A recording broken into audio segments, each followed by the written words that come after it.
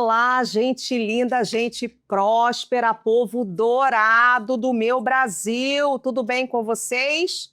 Por aqui eu estou em excelente companhia, gente. Eu tô tão metida, eu tô tão protegida, eu tô tão que você não imagina. Vocês não imaginam. Hoje, nossa convidada é uma inspiração de força e coragem. Flávia Lousada, gente, vocês já conhecem, né? Ela é sargento da Polícia Militar, formada em Educação Física e também em Direito. Mãe do Dante e da Helena, ela foi fisiculturista, chegou a ganhar prêmios importantes. Ela também é mãe atípica, fez um programa Bate-Papo de Polícia no Multishow. Ela perdeu a mãe de forma brutal, foi presa grávida, teve convulsões que mudou o destino do próprio filho. O filho nasceu com paralisia cerebral e mesmo assim ela não parou. Uma força, uma potência, uma inspiração. Enfrentou a dor, buscou justiça, derrubou uma creche por maus tratos e foi a única mulher a subir o Complexo do Alemão em uma mega operação. Essa não é uma história comum. É sobre sobreviver quando tudo tenta te destruir. Essa é a história de Flávia Lousada. Eu quero dizer que eu sinto uma honra imensa em te receber aqui. Eu sou sua fã, assim, há quilômetros. Eu estou muito emocionada. Obrigada mais uma vez. Obrigada. Flávia, vamos começar a sua história. Quando que nasceu essa policial aí, porreta? Essa policial inspiração para tantas outras. Como é que nasceu? Ela nasceu quando eu tinha 11 anos, né? A minha mãe era professora de História, ela se formou na UERJ e dava aula tanto no estado quanto no município. E a minha mãe era, assim, eu puxei muito a ela nesse sentido que ela era muito fora da caixa. Ela acreditava que a educação mudava as pessoas, a melhor forma de combater a violência era a educação, e ela ia além de dar aula. Ela tinha um projeto antidrogas, isso a gente está falando de 1990. Ela tinha também um projeto de aulas particulares para alunos que não tinham condições financeiras para pagar, que era a sua maioria, que ela dava em colégios públicos. Então, ela comandava essa situação de dar aula particular para o aluno fora do horário, na escola, Olha, de forma gratuita. E também fazia distribuição de cestas básicas. A minha mãe, assim, ela sempre falava, você pode não conseguir mudar o mundo, mas não permita que o mundo nunca mude você. que lindo. Se você mudar, pelo menos as pessoas à sua volta, você já está mudando muito. E ela fazia isso. E eu sempre acompanhava ela na escola, né? Ela, na época era do mimeógrafo, ela levava as provas para rodar e comprou um mimeógrafo, que a escola não tinha condição de rodar tudo que ela queria. Então, ela comprou, levava para casa para rodar, né? Ela, assim, tentava mudar tudo. Ela tinha quantos anos? Ela faleceu, ela tinha 35. Nossa, Muito nova, né? nova, meu Deus. E o meu pai e ela foram os primeiros namorados desde os 13 anos. Meu pai militar e minha mãe professora de história. Ah, coisa bem equilibrada. História da minha matéria preferida. É, Eu amava minhas professoras de história. ela sempre falava, não aceite um não. Se ninguém te explicar, descarta esse não. É. Pro militarismo é assim, é o contrário, né? Mas por isso que eu falo que eu puxei muito ela. E a minha mãe, a gente estava indo para a escola no José de Castro. À noite ela dava aula noturna, né, para o 2º grau. E quando a gente chegou lá, um dos alunos estava sob efeito de droga, nitidamente, e rodando uma 9, uma pistola na porta da escola. E aí ela foi com o jeitinho dela, olha, já vi que você não tá bom para aula hoje, hein? Vamos fazer o seguinte, hoje você tira o dia de folga, vai curtir, se divertir, mas amanhã eu vou te dar aula particular, hein? Amanhã eu te repasso a matéria. Falou nesse tom. E pareceu que estava tudo certo ali. Eu tinha 11 anos. E quando a gente saiu da escola, a moto se aproximou e o carona deu 3 tiros na nossa direção. sendo que 2 tiros se perderam e um transfixou no pescoço. E eu tinha 11 anos, minha mãe caiu. Meu Deus. Ela falava Flávia, Flávia, né, meu nome, e eu só conseguia ficar estancando. E 11 anos. E o que aconteceu? Naquela época, o Corpo de Bombeiros se negou a entrar porque era área de risco. E assim, eu ouvia, né, as pessoas falando, não, já ligamos, mas o Corpo de Bombeiro é área de risco, não vai entrar, não vai entrar. E quem nos socorreu foi um sargento da PM, uma viatura, que vestia a mesma farda que eu visto hoje. E botou a gente na viatura, só que, infelizmente, a minha mãe faleceu no meu colo, né, no caminho. Meu Deus. E, assim, aquilo ali mudou. Eu falo que o projétil que matou a minha mãe fez nascer a policial Lousada. Ali foi que nasceu a policial Lousada. Porque eu vi que eu queria ser aquele policial que, se tivesse ali, a minha mãe não seria morta. Eu queria isso. Eu não esqueço o abraço que esse sargento me deu, eu não esqueço que eu já passei isso. Eu já fui numa ocorrência que a mãe estava com uma faca no peito, porque o pai tinha matado ela e a filha estava ali. E a gente não tem o que fazer. A gente só tem que abraçar nessa hora. E foi isso que esse sargento fez no momento que a minha mãe morreu.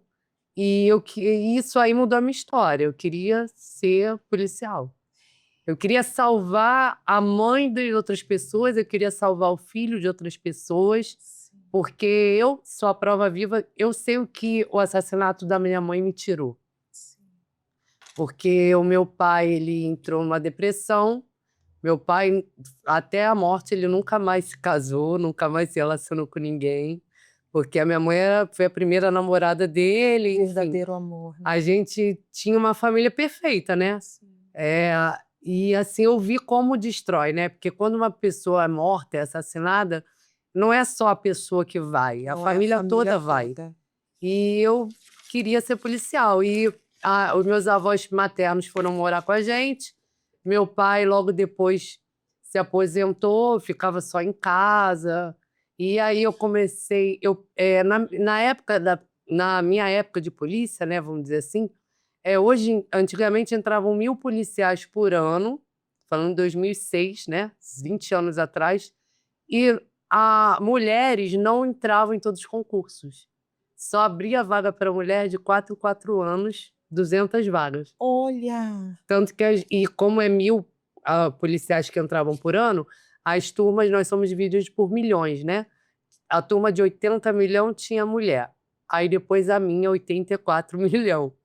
Então, eram poucas mulheres. Sim. E eu já tinha uma experiência que, assim, eu perguntava como é que era. Então, as pessoas falavam, olha, é muito difícil você fazer uma faculdade na polícia, porque as escalas são muito ruins. E como eu vi que não estava ainda no meu ano, eu ingressei na faculdade de Educação Física. Sim. Aí eu fiz Educação Física, me tornei... Já tinha uma correlação na sua cabeça, né? eu vou me já- preparar fisicamente. eu já porque sabia que eu ia ser policial. É. Mas eu não queria perder esse tempo, porque também na minha época não era com 18 anos, eu entrava com 21. Entendi. Então, quando eu acabei o 2º grau, eu não queria ficar esse tempo à toa. Eu falei, não, vou estudar. Minha mãe sempre falou isso. Minha mãe, apesar de sempre ser casada, né, com meu pai, ela falava, você que é mulher, você estuda, trabalha para não depender de homem por nada. Maravilhosa. Porque ela tinha uma conhecida, né, Aham. que vivia essa situação, não se separava por questão financeira. Sim. Então ela sempre falava isso, você tem que estudar, trabalhar, a mulher tem que fazer o melhor, a gente é obrigada a fazer o melhor. Maravilhoso. E eu falei, não vou perder esse tempo à toa, enquanto não ia abrir mesmo concurso ali, então eu fiz a faculdade, que eram 4 anos. Sim. Aí fiz a faculdade, já atuava como personal e comecei a competir o fisiculturismo, né? Aí eu ganhei brasileiro, ganhei E eu vi que estadual, você- ganhei um monte de coisa. Gente, eu vi, que maravilha. É. Também nessa época também não era tão comum as mulheres. Não era. Eu participava da categoria Body Fitness, que é uma categoria que não é aquelas mulheres com mais de 100 quilos, Sim. mas é uma categoria que pede muita definição muscular, Sim. toda essa coisa. Aí eu Quando você voltando aqui para sua mãe, quando você colocou a farda, a ah, primeira vez que você falou, assim, que você enfrentou algo assim, um assalto, ou lembra, tem aquele você te tem. No primeiro dia que eu coloquei o primeiro dia de serviço, eu já queria ir pra rua. já com sangue nos olhos, né, Flá? Só que assim, hoje em dia acontece muito. Hoje em dia é fato que se você olhar, tiver uma reportagem na TV de uma incursão na comunidade, se você vê uma mulher, vai te chamar atenção, Sim. porque não tem. Sim, Porque hoje em dia é muito difícil mulheres na rua. sim. E na minha época era pior ainda. Na minha época a gente não tinha, a gente não pegava o fuzil. Não dava um fuzil para mulher. Meu Na minha época, não. Era aquela coisa assim: mulher nem vai pra rua, quanto mais Pega. pegar o fuzil. E assim, eu Você digo. sentia isso, era um preconceito ou era um cuidado? Era o instinto de sobrevivência. Aham. E assim, eu penso, hoje em dia, né, que eu vejo, realmente as mulheres, a maioria das mulheres se adaptam mais no administrativo. Sim. E eu costumo dizer que na polícia tem espaço para todo mundo, porque se não tiver administrativo, a gente não vai para a rua. É verdade. Que administrativo é que vai ditar a nossa escala, que vai entregar ofício quando a gente vai depor. Sim. Enfim, precisa de um planejamento administrativo para ter atividade fim. Então, assim, já ela se adapta melhor, mas assim, eu nunca quis. Eu sempre quis ir para a rua. E assim, eu ficava muito frustrada no Quando você início, porque assim, eu pensava, meu Deus, nunca. Por exemplo, o GAT, né, que é o Grupamento de Ação Tática. A primeira vez que eu subi num GAT, eu era soldado. E assim, na hora eu até brinco com um policial que hoje. Tem até um vídeo dele no Papo de Polícia. eu vou ver, não vi. Eu vou te passar esse vídeo. Passa. No primeiro dia eu estava lá, 5 da manhã, o meu antigo colega o Anderson, né, do GAT, eu pedi a ele, implorava, ele, não, eu vou falar com o comandante, vou falar. Aí eu, porque não tinha mulher, e eu, não, me dá uma chance. Aí no primeiro dia, operação 5 horas da manhã, lá no 16º, aí lá fui eu, 4 horas da manhã com fuzil, assim, e já no pátio. Teve algum tipo de medo? Então, o meu medo era ouvir assim, nós policiais mulheres somos chamadas de FEM. Eles chamam seu FEM, FEM é policial feminino. O meu medo era ouvir assim, eu fazia alguma coisa de errado e ouvir, tinha que ser mulher. Ai, Esse era o meu medo. Eu não tinha medo. Eu acho assim, eu não me concentrava em tiro, em tomar tiro, em nada disso. Eu só me concentrava naquela coisa assim, tinha que ser mulher. Eu tinha pavor de ouvir isso. Às vezes acontece do policial ele colocar o carregador no fuzil e não estar muito bem preso e cair.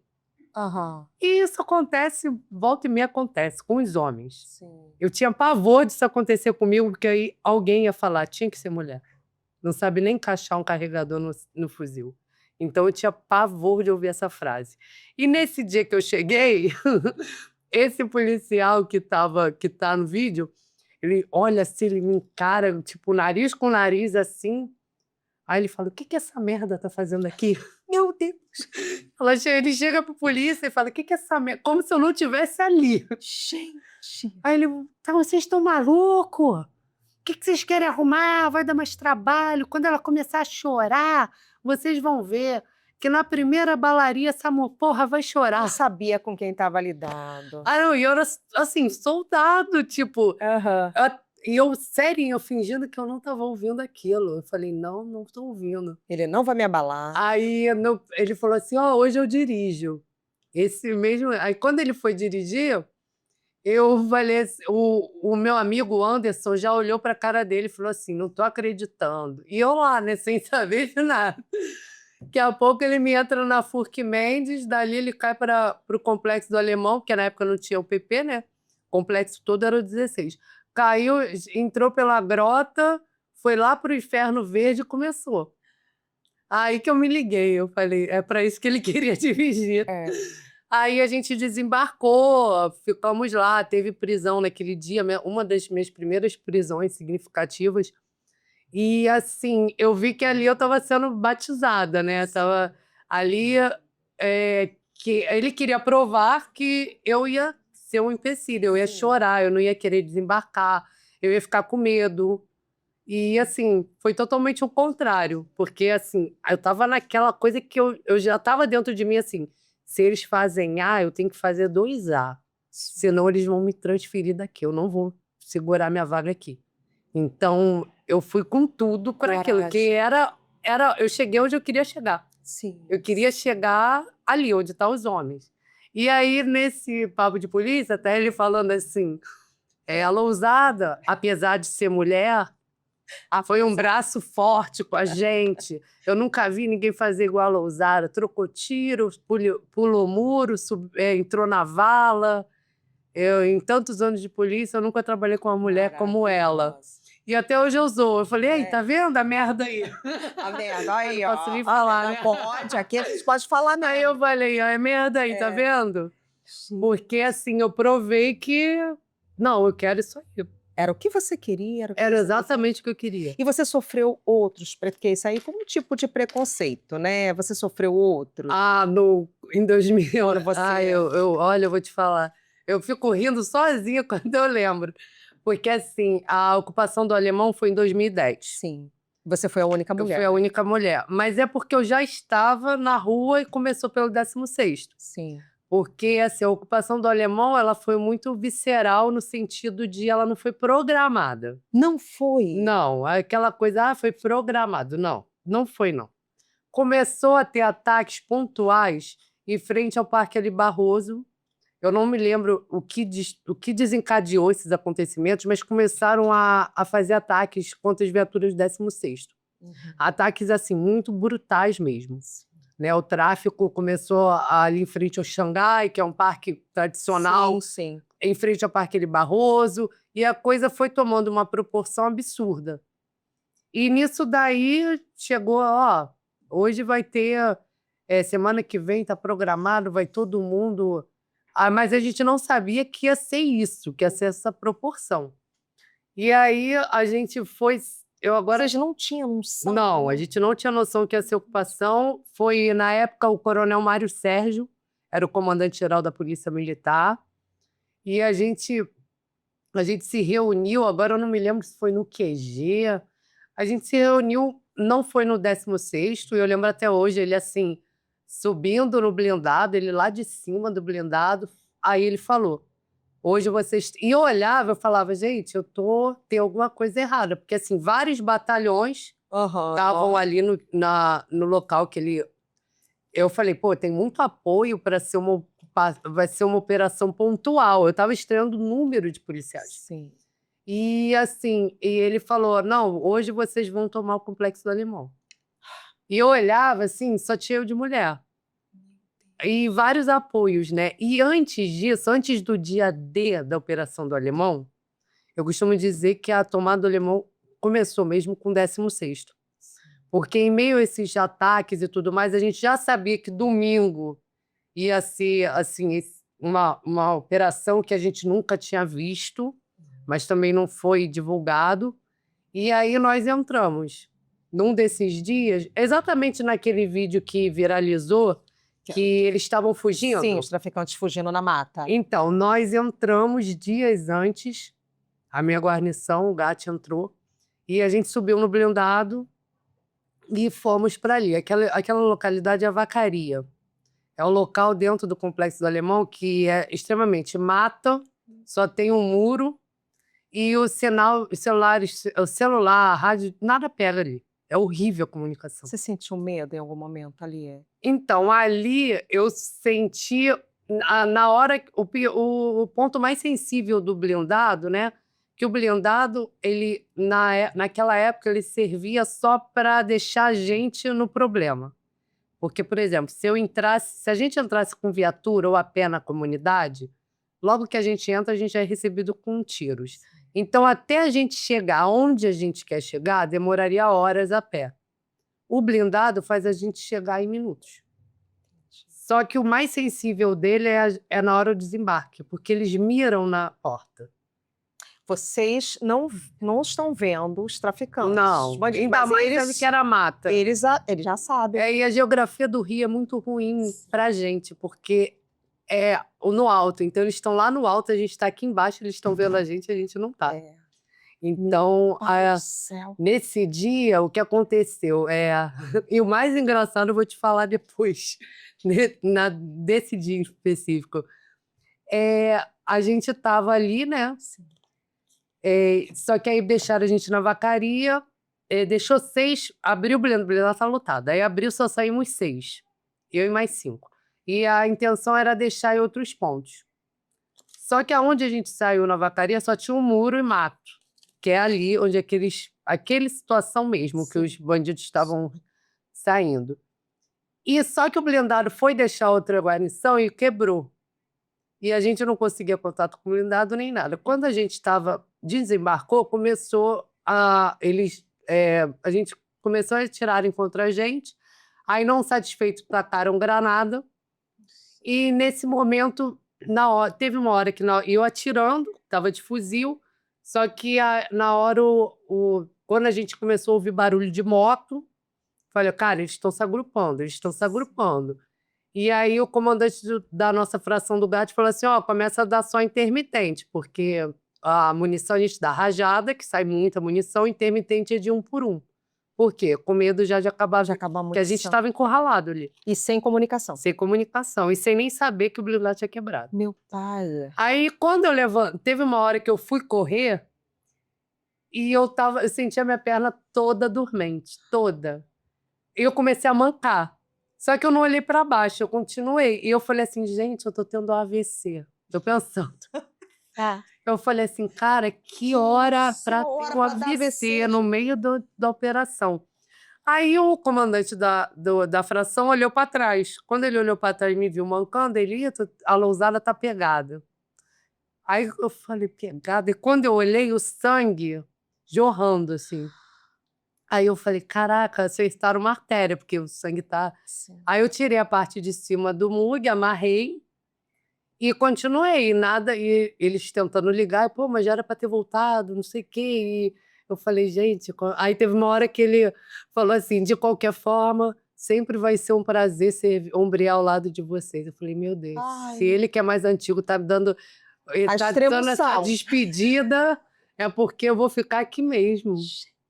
E começou assim, nessa hora, toda vez que eu entro numa troca de tiro, numa situação mais desse tipo, né, a gente fala que tem policial que cola a placa, que congela. Eu já vi acontecer, graças a Deus nunca aconteceu comigo, mas eu já vi policial colar a placa, né, como a gente fala. Nessa hora eu procuro analisar como se eu estivesse vendo um filme, assim, o dia fora. Eu falo até muito disso no Papo de Polícia. Tem que ter um psicológico muito bom. Porque a minha chance de não... Porque medo, polícia, ou os criminosos, todo mundo tem medo de morrer. Só que a gente não pode deixar o medo paralisar. Porque aí você começa a não pensar, não raciocinar ali. E eu fiquei naquela situação, né, a gente dando tiro intermitente ou sangrando... E, graças a Deus, eles conseguiram consertar o blindado. E aí, o blindado foi lá, né? E nós estamos falando de quanto tempo? 2010. Não, de quanto tempo? Horas, a gente ficou umas 2, 3 horas. E, assim, controlando... Ninguém dava intermitente ao mesmo tempo. Por exemplo, se eu dei um intermitente... A gente só dava mesmo o tiro para dizer que a gente estava vivo. Sim. Porque e que estava com munição, porque aquilo, eles estavam se agrupando. A gente via eles chegando a um barulho da moto bem perto. Então, eu não tenho a menor dúvida que se eles vissem que a gente parou de atirar, eles tomavam. Sim. E já estavam com -1, né? Que eram 6 que desembarcaram. Eu já não estava contando muito, porque eu estava assim, continuei atirando, continuei lá, não entrei em desespero. Não sentiu nada? Porque dizem que a pessoa fica tonta. Então, eu sentia que eu estava enfraquecendo. Mas eu falava assim, eu não posso apagar. Eu tentava fazer coisas, assim, me beliscava. Eu tentava fazer coisas para não apagar. Isso tudo assim, olhando para cima, olhando, fazendo tudo, com fuzil na mão. Porque eu pensava assim, alguém vai ter que me carregar, então já é mais 2 Se 2 me carregarem, já são menos 2 para tirar. Então, eu ficava fazendo essas contas. E, assim, é muito rápido. Esses pensamentos passam muito rápido na gente, né? E, assim, anos depois, eu participei do Papo de Polícia. Sim. E tinha uma ONG, né, que participou ali com meninos filmando, que justamente pegavam pessoas, ex-presidiários, Sim. ex-traficantes, que reabilitavam. E eu estava contando a situação e a pessoa que estava gravando falou assim: ah, mas você não foi.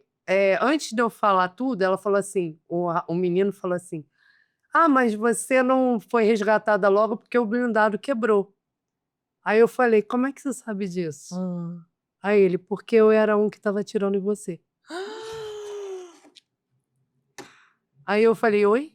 Aí ele: eu participei do projeto, né, que gravou o Papo de Polícia, me reabilitei, paguei minha pena e hoje em dia estou reabilitado, mas naquela época eu ainda estava no crime.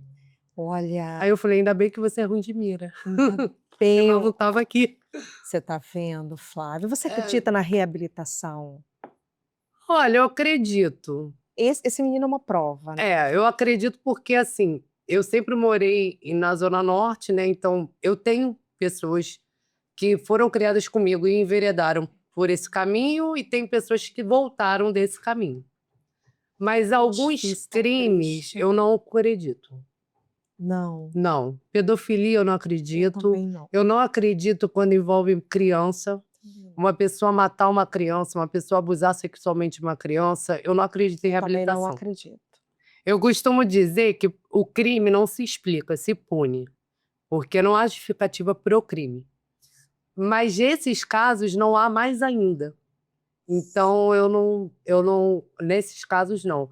O tráfico em si eu já presenciei pessoas, né, que foram criadas comigo no sentido na mesma localidade, foram e voltaram. Mas eu acho que também ter uma vida sofrida, ter uma vida, eh, pobre, não justifica a entrada para o crime também. Eu Não, acho que crime não se justifica.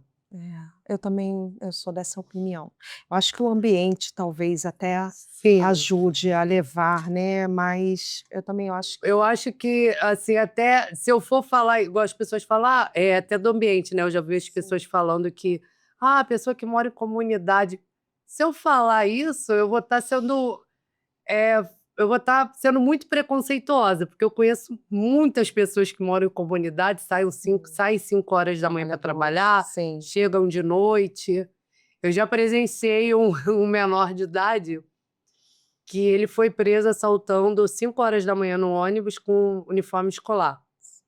E aí prendemos ele, né, ele com a pistola e tal, que eu acho assim, é muita sacanagem uma pessoa assaltar um ônibus 5 horas da Só manhã, só trabalhador, vai roubar marmita, né. sim. E assim, aí o celular dele tocou, eu atendi, aí falou o nome dele, eu falei: "Senhora, aqui é a policial Lousada, sargento Lousada, prendi seu filho". Ela: "O quê?". Eu falei: eu prendi, ele tá aqui na delegacia, a gente já levou pra corpo de delito, DECAV". "Aonde é essa delegacia?". Aliás, eu nem lembro se ele era menor ainda, mas ele foi com a camisa de escola. Aí ela apareceu lá. Isso é uma das coisas que quebra o paradigma que: a culpa é da mãe", porque tudo é culpa da mãe, né. Não, tudo O menino ficou resfriado, a mãe não botou casaco. Isso, O menino, e assim: virou bandido, a culpa é da a mãe. mãe que protegia, a mãe que não Aí a lutou. mãe chegou lá na delegacia, eu lembro no tamanco de madeira que ela estava, com bolsa, aí ela falou o nome dele, falou: "Você tem mais de 10 pares de tênis. Olha Eu isso. eu trabalho de diarista de segunda a sexta, final de semana eu durmo acompanhando idoso, e não é para você fazer isso. Mas agora eu vou fazer algo que você faltou fazer isso na tua vida". Olha, ela pegou aquele tamanco, E aí foi. começou. Aí ele me chamando, ele: "Polícia pela", eu falei: "Não quero nem saber. Mas eu Escada acho de mãe mãe não mata". não mata. Mas eu acho que, a questão do ambiente, isso ultrapassa a Sim, comunidade. Eu tiro assim, sim. ó, aquela história do Pedro Dom. E sim, que ele era super.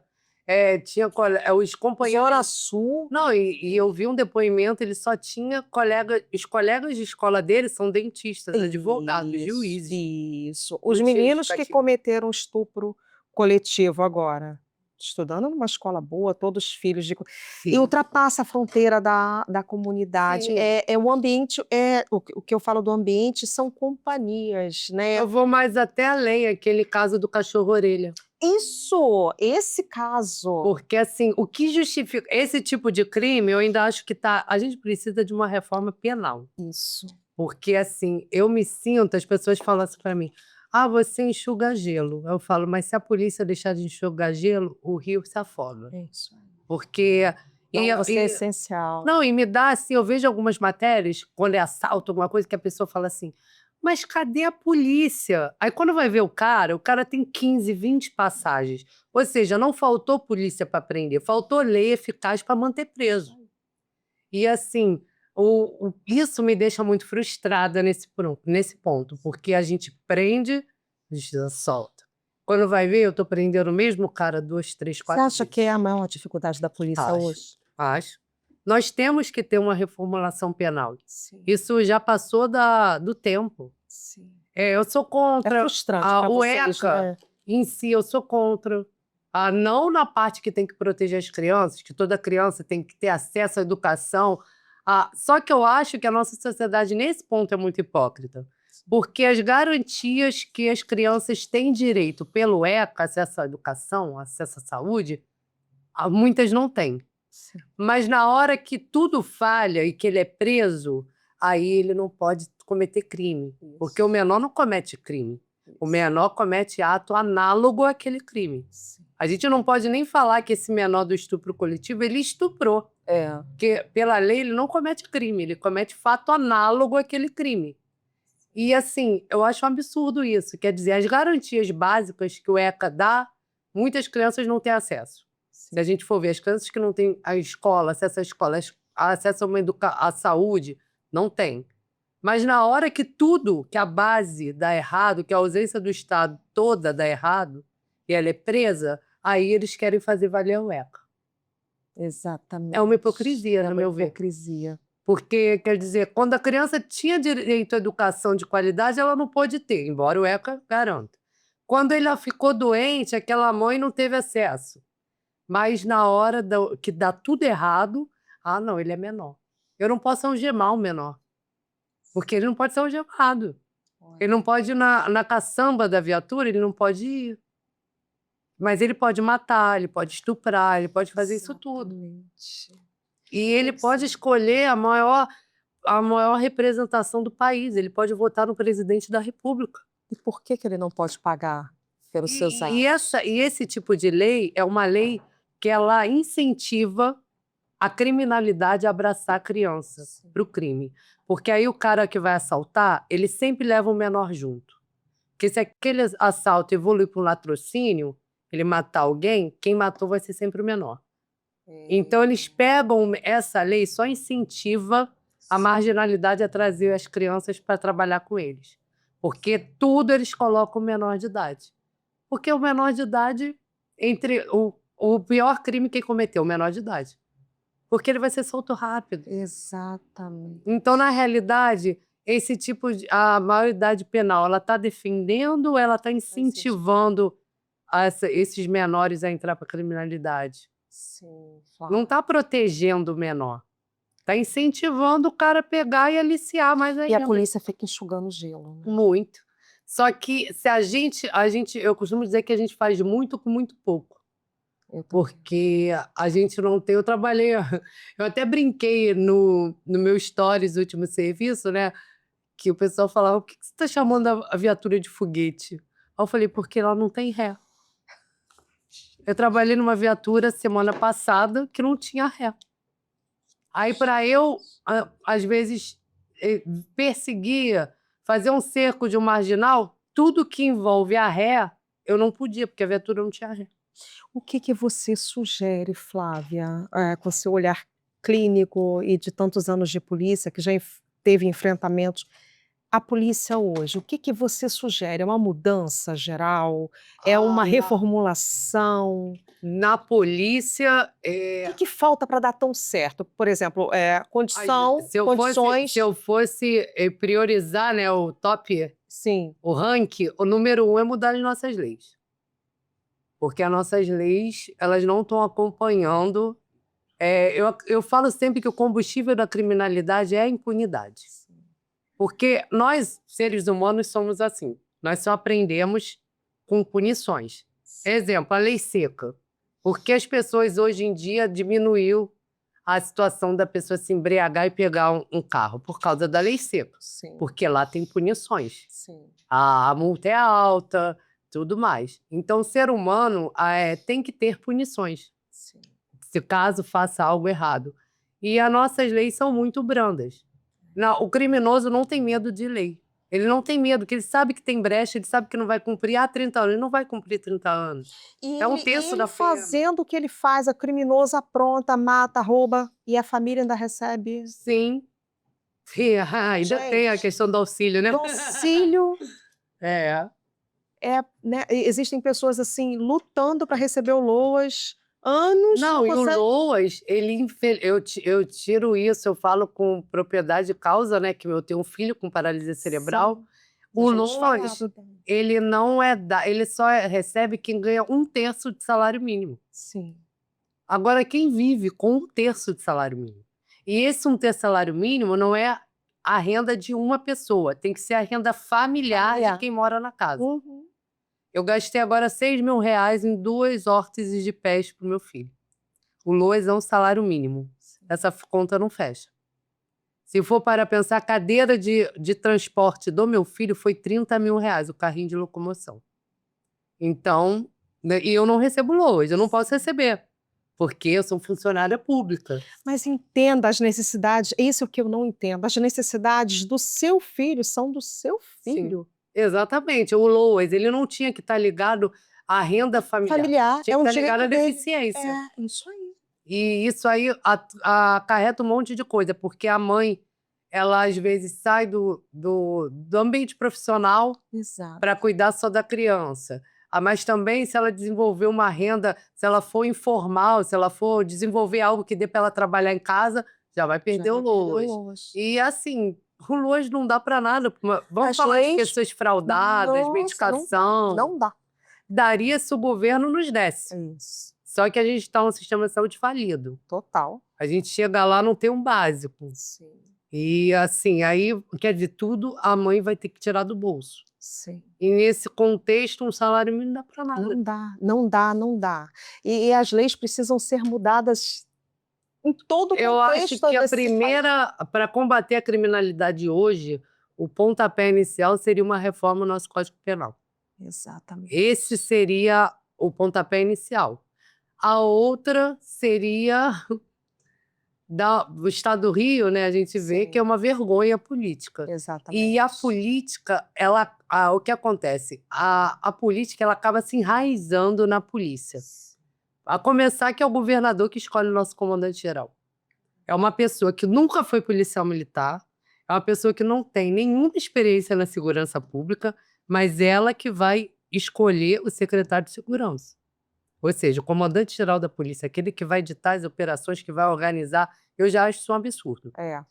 Total. Porque você é politizar o que não tem como ser político. Isso aí. Isso aí. Porque, como assim? O cara é governador. Às vezes não tem. Vamos falar do último, Cláudio Castro. Não tinha nenhuma formação na segurança pública, nenhuma. Isso. Mas ele vai escolher a autoridade máxima da Polícia Militar? Não existe. Ele vai escolher. E com isso a gente acaba tendo o quê?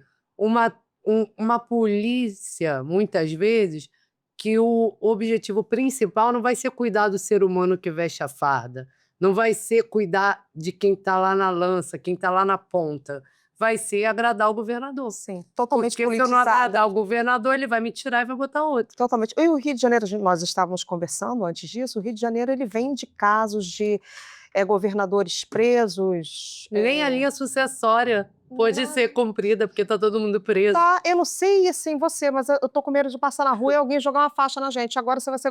Tá uma loucura isso. E um estado tão necessitado. Mas igual eu falo, né? Tem muitas pessoas que, óbvio, eu costumo dizer que o policial, ele não veio de outro planeta, né? Sim. Teve algum lugar que eu participei que as pessoas, o rapaz falou assim, mas você já falou, vamos falar da polícia corrupto, que essa é uma pauta que muita gente fala quando fala de Sim. polícia militar, né? E eu costumo dizer que o policial militar, ele não saiu de outro planeta, ele saiu do seio da sociedade. Isso. E assim, lá 20 anos atrás, quando eu entrei na escola, no Cefap, eu nunca aprendi a roubar. Nunca me ensinaram, vamos ensinar a roubar. Não. Eu aprendi muito, perdão, eu me aprendi muito pelo contrário. Eu aprendi a ser uma pessoa honrada, eu aprendi a colocar minha vida em risco por pessoas que eu nem conheço.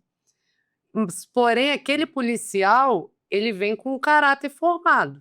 Exato. E assim, a polícia militar ela não tem poderes mediúnicos para descobrir quem tem um mau ou um bom caráter. Ninguém vem com faixa. Eles vão lá, fazem as provas, passa pelo o exame, a gente faz o exame pesquisa social, que é P2.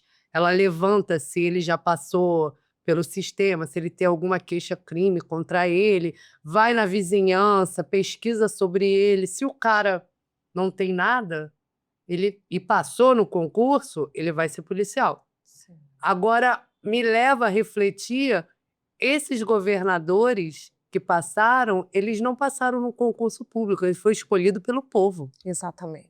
Então, assim, a raiz do problema está muito lá embaixo. Muito lá embaixo. Porque, assim, e quando teve a situação do Bacelar, né, que teve, diante de todas as provas que foram expostas, foi votado na LERJ a favor ou não da soltura dele.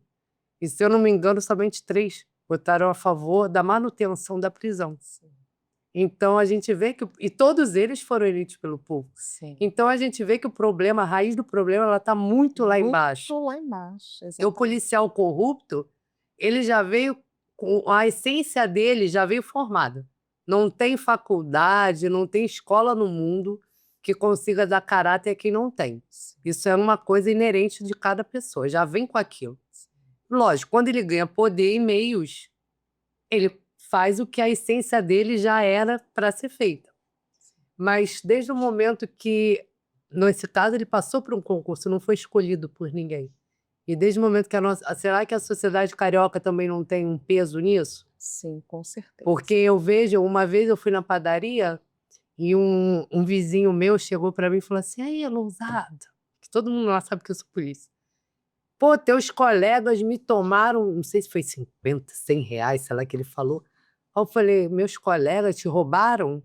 Ele, me tomaram. Ou é mesmo? Por que você não foi na corregedoria? Ele, não, vou te contar como é que foi. Eu tava na moto, mas minha moto não tem placa. Também tava sem capacete, eu não tenho habilitação.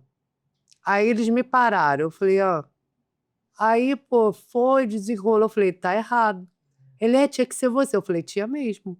Porque eu ia rebocar sua moto, você ia pagar a diária do quantos dias você vai ficar, sua moto estava atrasada. Tá mais de 5 horas atrás. Então, você só ia tirar o depósito depois que pagasse. Então, você ia pagar a diária do reboque, você ia pagar o reboque, eu ia te dar multa por falta de capacete. Não, aí eu prefiro os outros. Aí eu falei, então, você é um retrato da sociedade hipócrita. Vocês falam que querem polícia honesto, mas na hora que são pegos no erro, você quer o polícia desonesto. Isso aí. Tão desonesto quanto você. Isso aí. Aí eu falei, corrupção, querido, é mão dupla. Corrupção ativa, você na hora que tá no erro, você quer um policial tão corrupto quanto você. Aí ele, não, eu não sou corrupto. Óbvio que é. Claro. Para haver corrupção tem que ter ativo e passivo. Isso aí. Aí ele, melhor ficar com eles mesmo, que era melhor. Mas É uma hipocrisia. É uma realidade. Porque eles querem, de um lado, o mesmo cidadão que quer um policial honesto é aquele que, quando tá errado, ele quer o policial da cervejinha. Sim. E para mim não existe isso. É sim, sim, não, não. Ou você é honesto ou não é. Não existe pecadinho, pecadão. Pecado é pecado. Isso aí. E para a polícia trabalhar hoje, as condições? Nossas condições são péssimas. Na época da intervenção, né, que foi até essa época que eu fiquei presa. Sim, eu quero que você me conte. Na época da intervenção, Eu sei que você já contou, mas eu quero... o fruto da intervenção foram muitas viaturas, né? Teve algumas armas, só que a segurança pública é algo caro. Sim. Porque, por exemplo, o seu carro, você tem uma quilometragem que você roda. A viatura não, a viatura ela roda 24 horas por dia. Sim. Não existe assim, num batalhão não existe uma... O exemplo, somos divididos, tirando o GAT, patão, vamos lá, somos divididos por setores. Uhum. O setor Charlie de manhã, ele vai rodar de 5 da manhã às 5 da tarde. E ele vai passar aquela viatura, aquele fuzil, para o setor Charlie da noite, que vai pegar 5 da tarde às 5 da manhã.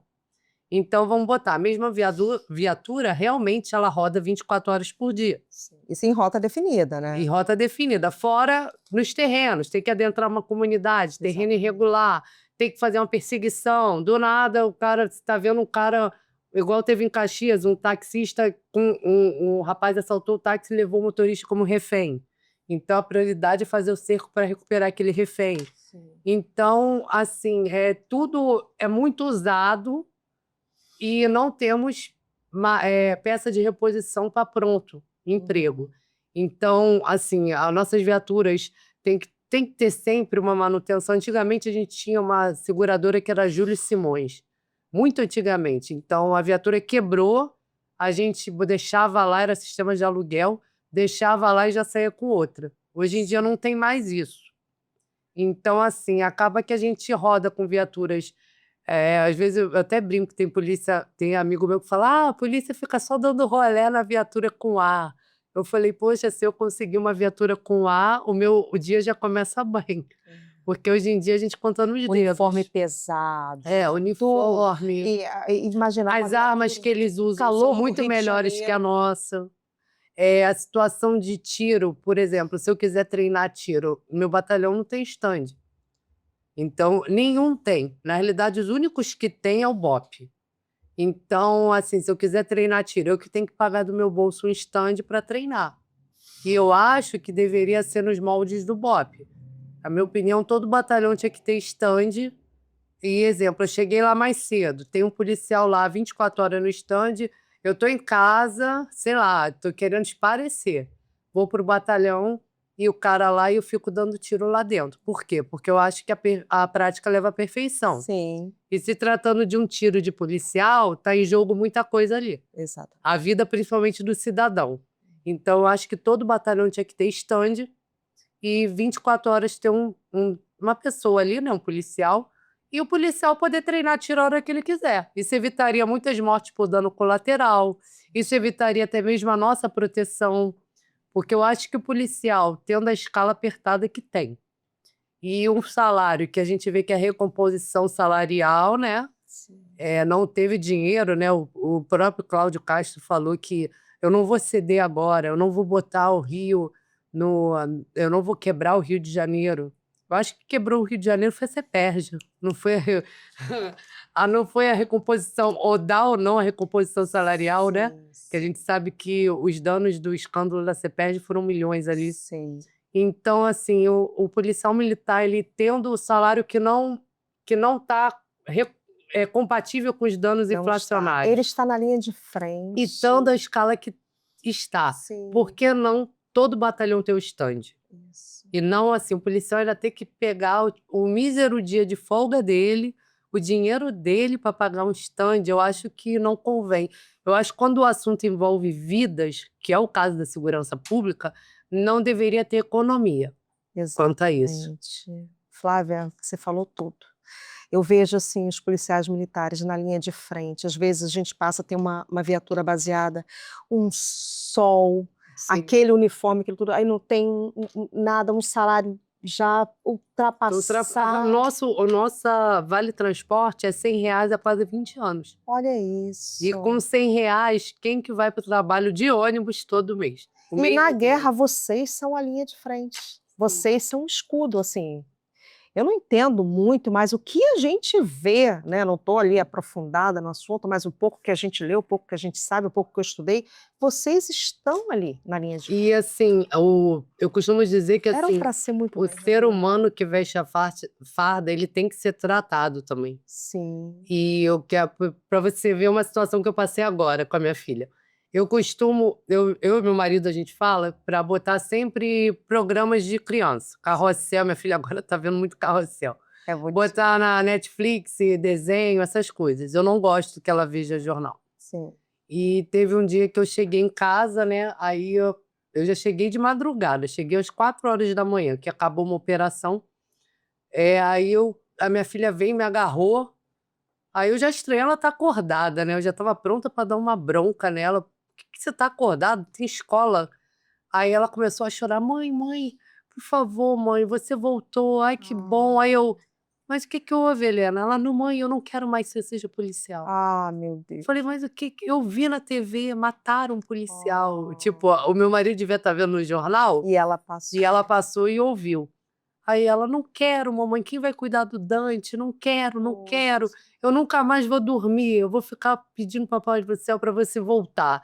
E ficou vários dias a cena dela tentar vencer o sono, e muitas vezes ela dormia, só que ela estava ali do lado da porta, no chão mesmo, pegou no sono ali. Então, assim, demorou alguns meses eu conversando com ela, eu contando coisas lúdicas. Eu falava assim: ah, sabe o que a mamãe fez hoje? Prendeu 10 bandidos. Aí ela, como é que prendeu? Não, um roubou uma gatinha. E eu fazia histórias que não tinha. Sim, para tirar aquela. Ela, mas ele tinha arma? Não, não, ele não tinha arma. A mamãe não atirou também, não. A mamãe tacou um bastão. Eu ficava fazendo esses lúdicos, né, para dar a ela a impressão que não tem perigo. Mas, por exemplo, eu não conheço outra profissão que você sai de casa ou entra com tua filha te agarrando, pedindo para você não morrer. Quantas famílias, né? Órfãos Isso, de muitos. pai policial, filho É policial. uma profissão. Quando eu entrei, eu não contei para ninguém na minha casa. Meu pai, então, como eu ficava o dia inteiro na academia dando aula, só mudou que eu ficava o dia inteiro no curso. Eu não continuei no curso sem falar nada.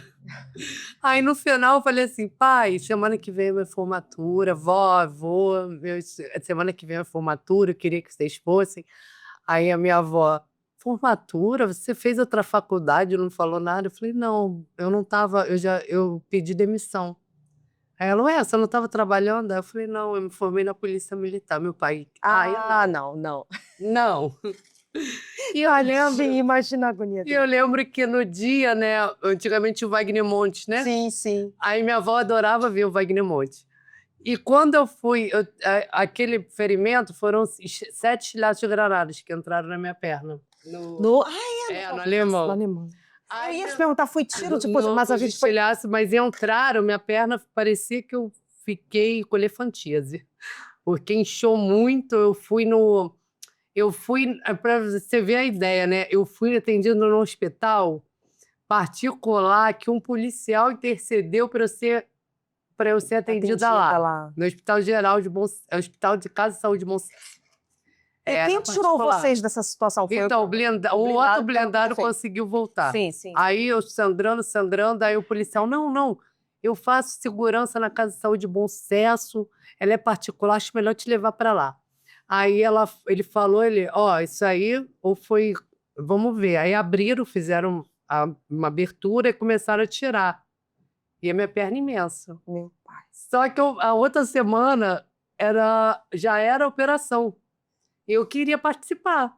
E o cara falou: não, você vai ficar um mês em casa. E não sei o que. Doutor, ou o senhor me dá uma injeção, faz um curativo aí para me botar pronto, eu vou do jeito que tô. É muito corajoso. Aí ela foi, até tem uma entrevista que eu tô, lá depois que a gente tomou, no alemão, a entrevista de uma jornalista, e esse meu amigo Anderson, né, o apelido dele é Mugão, ele fala assim: ó, sabia que ela tá baleada aqui? Ó. Aí ela falou, ela tira aqui. Aí eu tirei o coturno, ela filmou que tava com Por curativo. que a mídia não ovaciona isso? Porque assim, a gente perdeu, eu perdi o André Luiz. O André Luiz era um policial muito amigo meu. Ele foi morto em frente à grota, né? Foram traficantes do Alemão. E não só ele, como eu perdi muito amigo no Alemão. Então, assim, participar do dia D, Aham. eu não teria como eu ficar fora. E você foi, Flávia, Foi.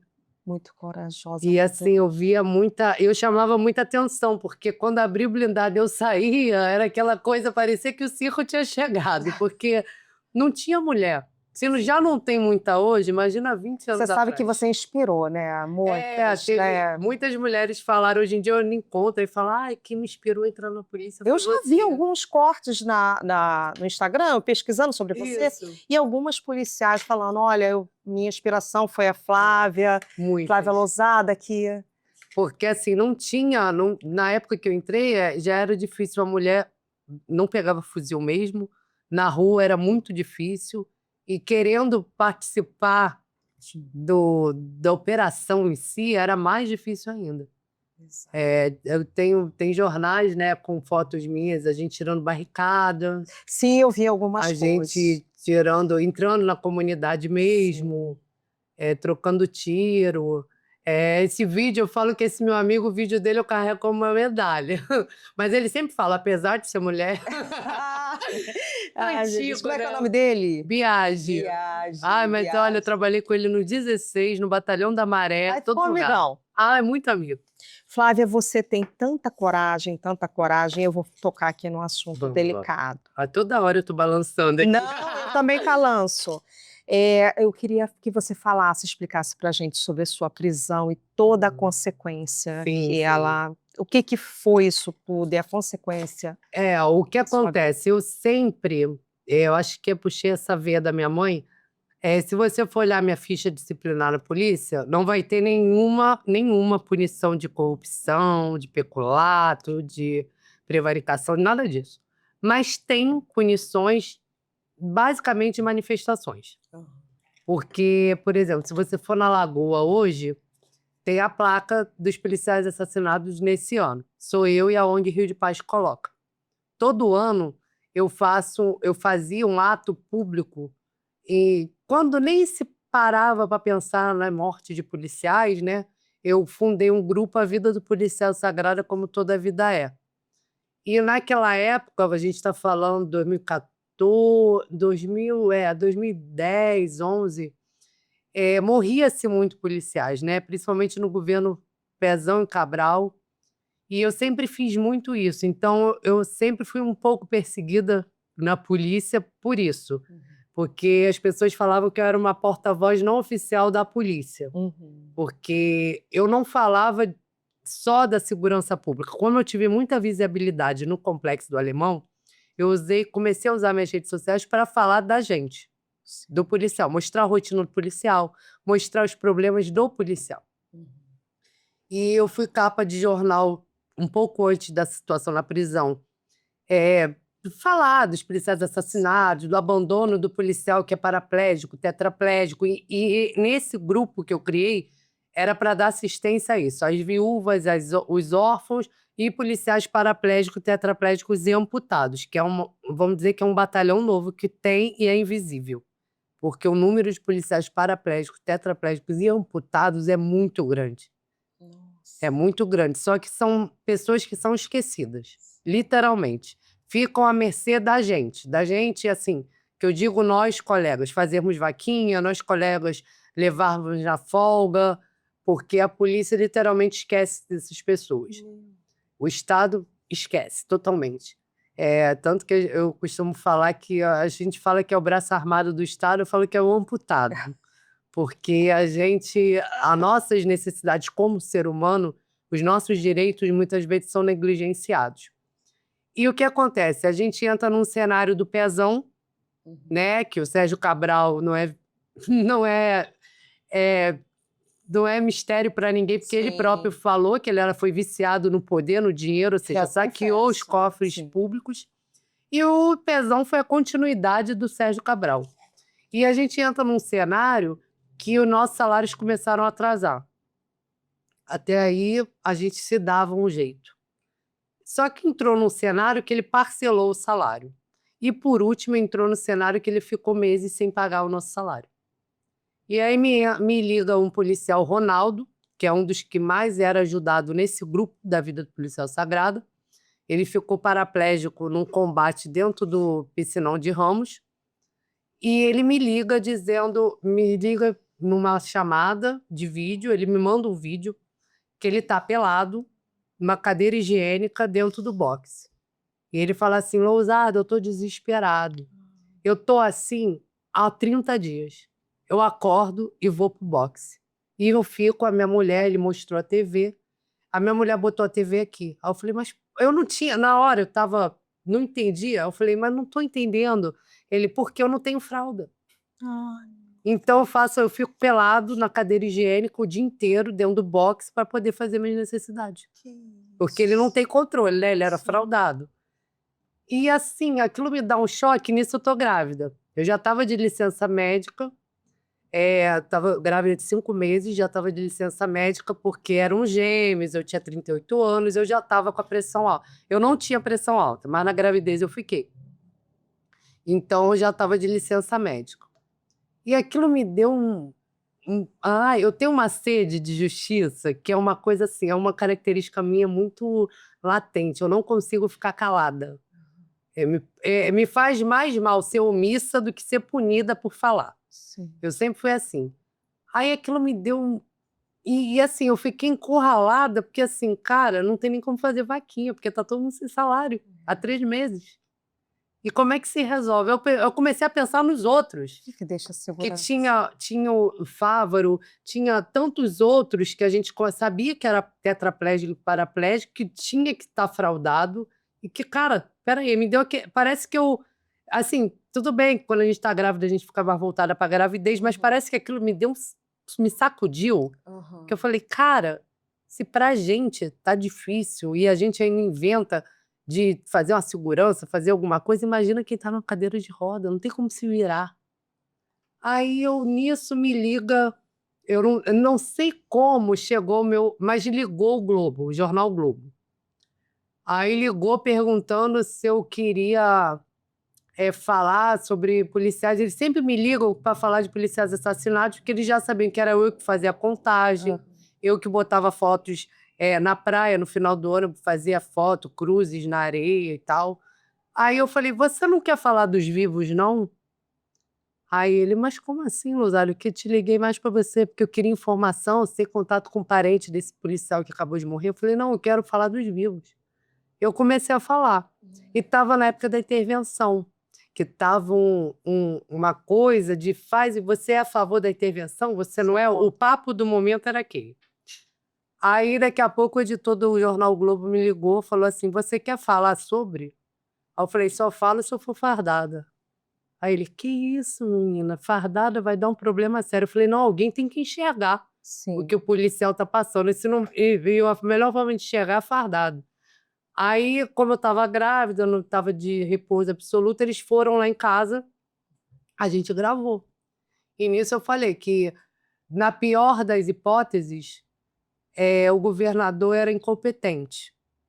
Mas eu acreditava que a hipótese era que ele era corrupto mesmo, porque a crise do estado do estado do Rio de Janeiro é a corrupção. E devido a isso, policiais. Aí eu falei, policiais estavam. E foi capa do jornal isso. Aí eu falei, inclusive eu falando, se ele tivesse um pouco de vergonha na cara, o Pezão faria igual o Capitão do Nascimento já falou no Tropa de Elite, pedia para sair. Que ele não tem competência para assumir o governo do estado. Ele não tem competência para estar à frente. E comecei, falei tudo, assim.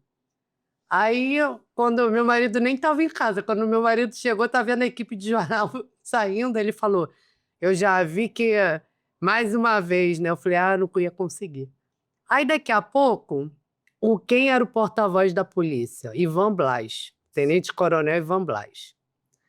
E o que acontece? Na época, não posso te falar com certeza atualmente, mas na época, o cargo de porta-voz da polícia é um cargo que quem escolhe é o governador. E tinha uma gratificação à época de R$20 mil. na época, 2018, né? 2017, que a gente tá falando. Não, 2018. E aí, porque eu contei pelo tempo de gravidez.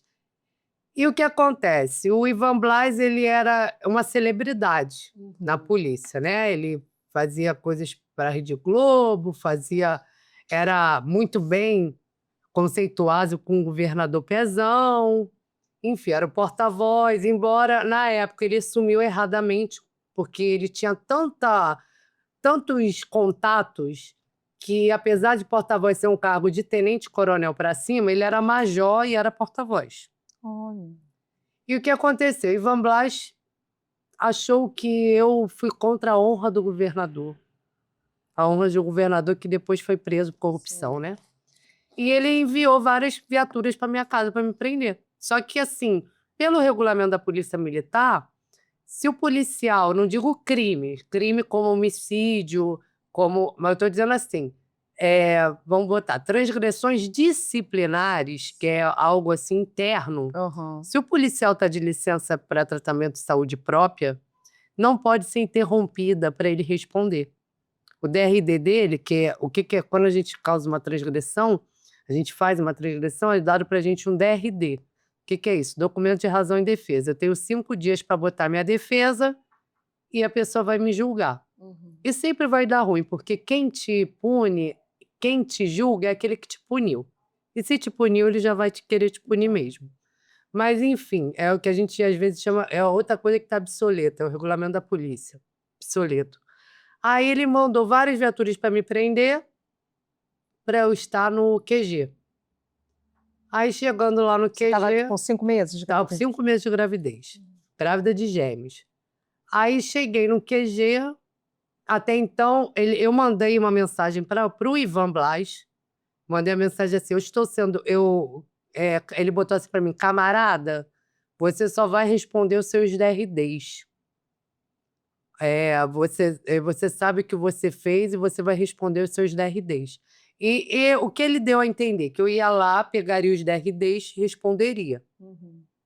Para até acabar esse monte de... Porque parecia assim, os meus vizinhos pensavam que estavam invadindo a comunidade perto de onde eu moro, porque eram 10, 15 viaturas. E isso já estava colocando até minha família em risco, porque assim... Eu não moro em área nobre, porque a polícia militar não ganha para morar em área nobre. E, assim, estava chamando muita atenção esse tanto de viaturas.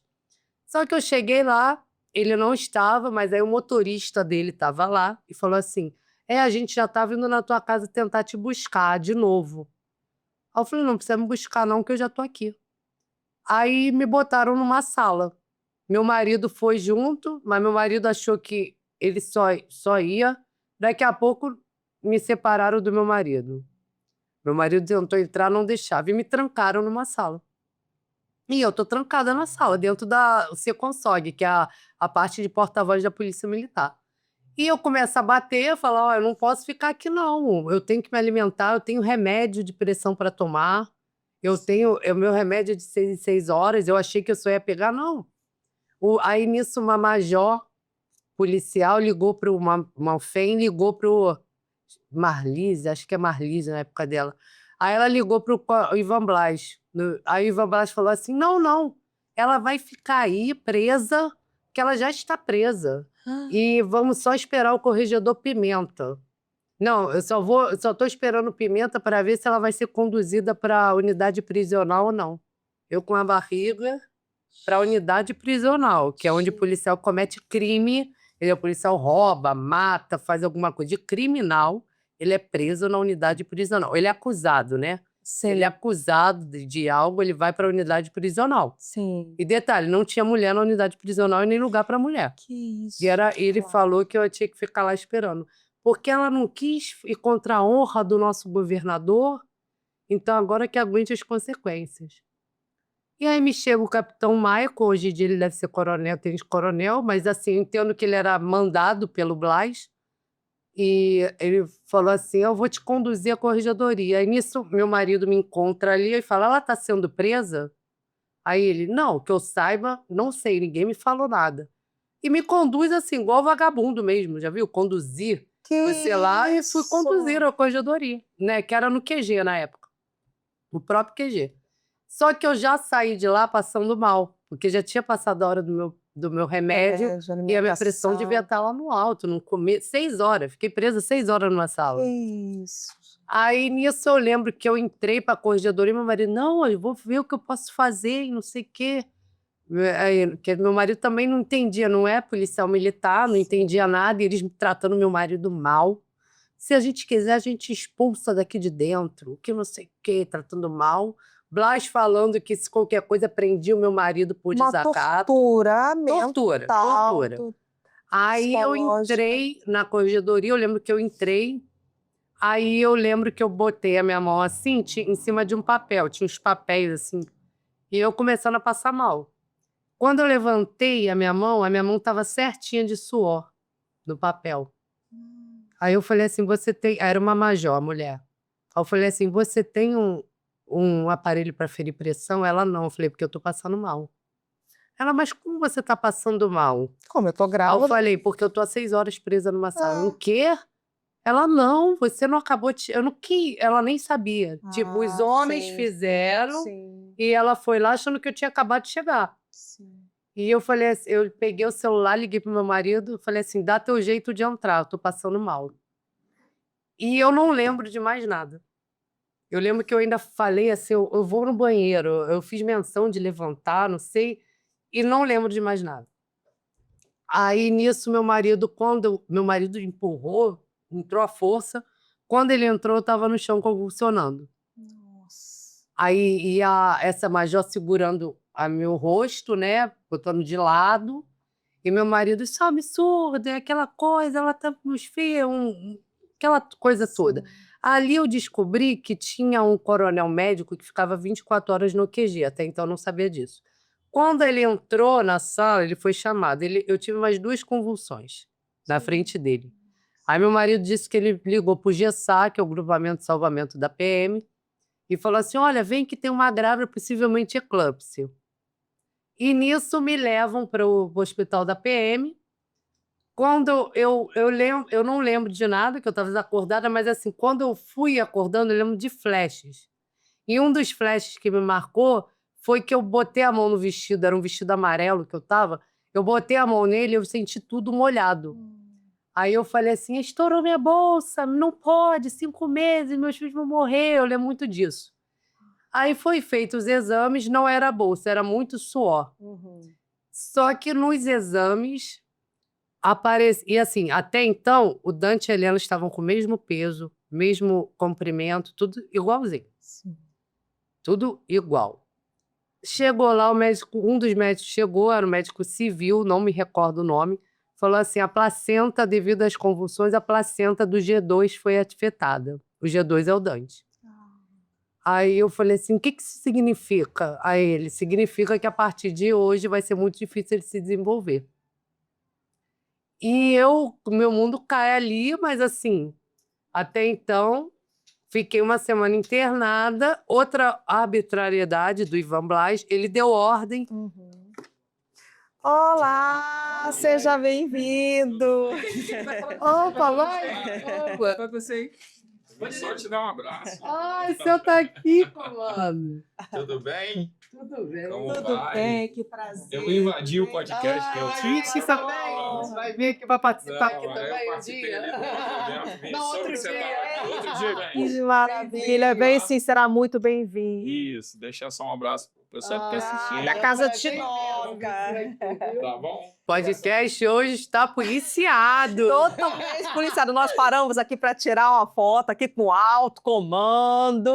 Coronel Menezes, Isso, deu uma passadinha aqui. Obrigado, Coronel Menezes. Voltamos aqui com a querida Flávia Lousada. Vamos voltar aqui.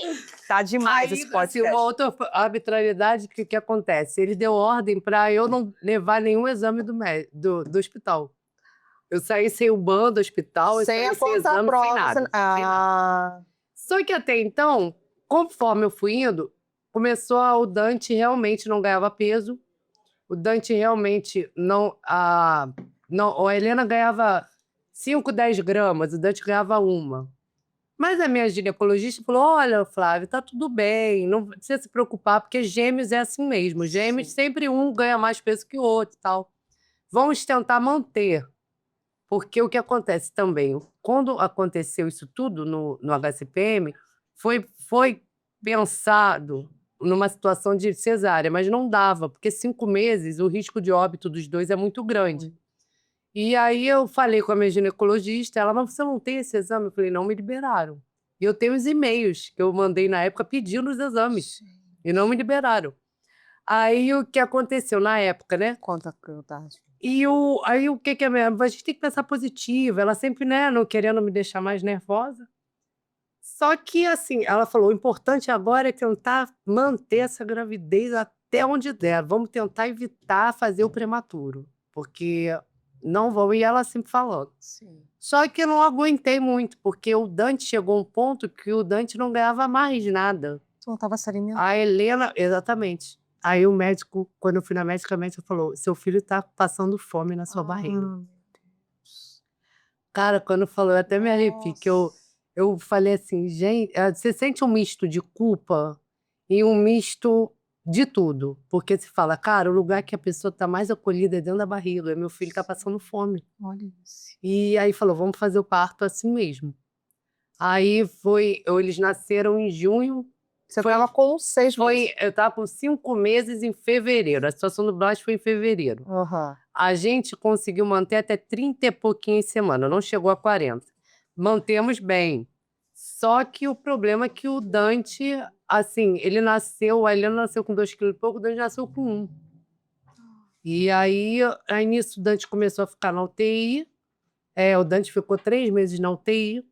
A Helena também ficou na UTI, porque a Helena, tudo da prematuridade, a Helena teve. Uhum. A Helena, ela nasceu, apesar de nascer com um peso bom, a Helena ficou sem... A Helena não sabia, a fono falava que ela não sabia mamar, ela não sabia nada, ela não nasceu a termo. Então, ela tinha que aprender, né? Tinha que ter uma complementação na UTI do que ela aprendeu. Ela A nasceu Helena antes. também sofreu. A prematuridade. Ela ficou 3 semanas se alimentando por sonda.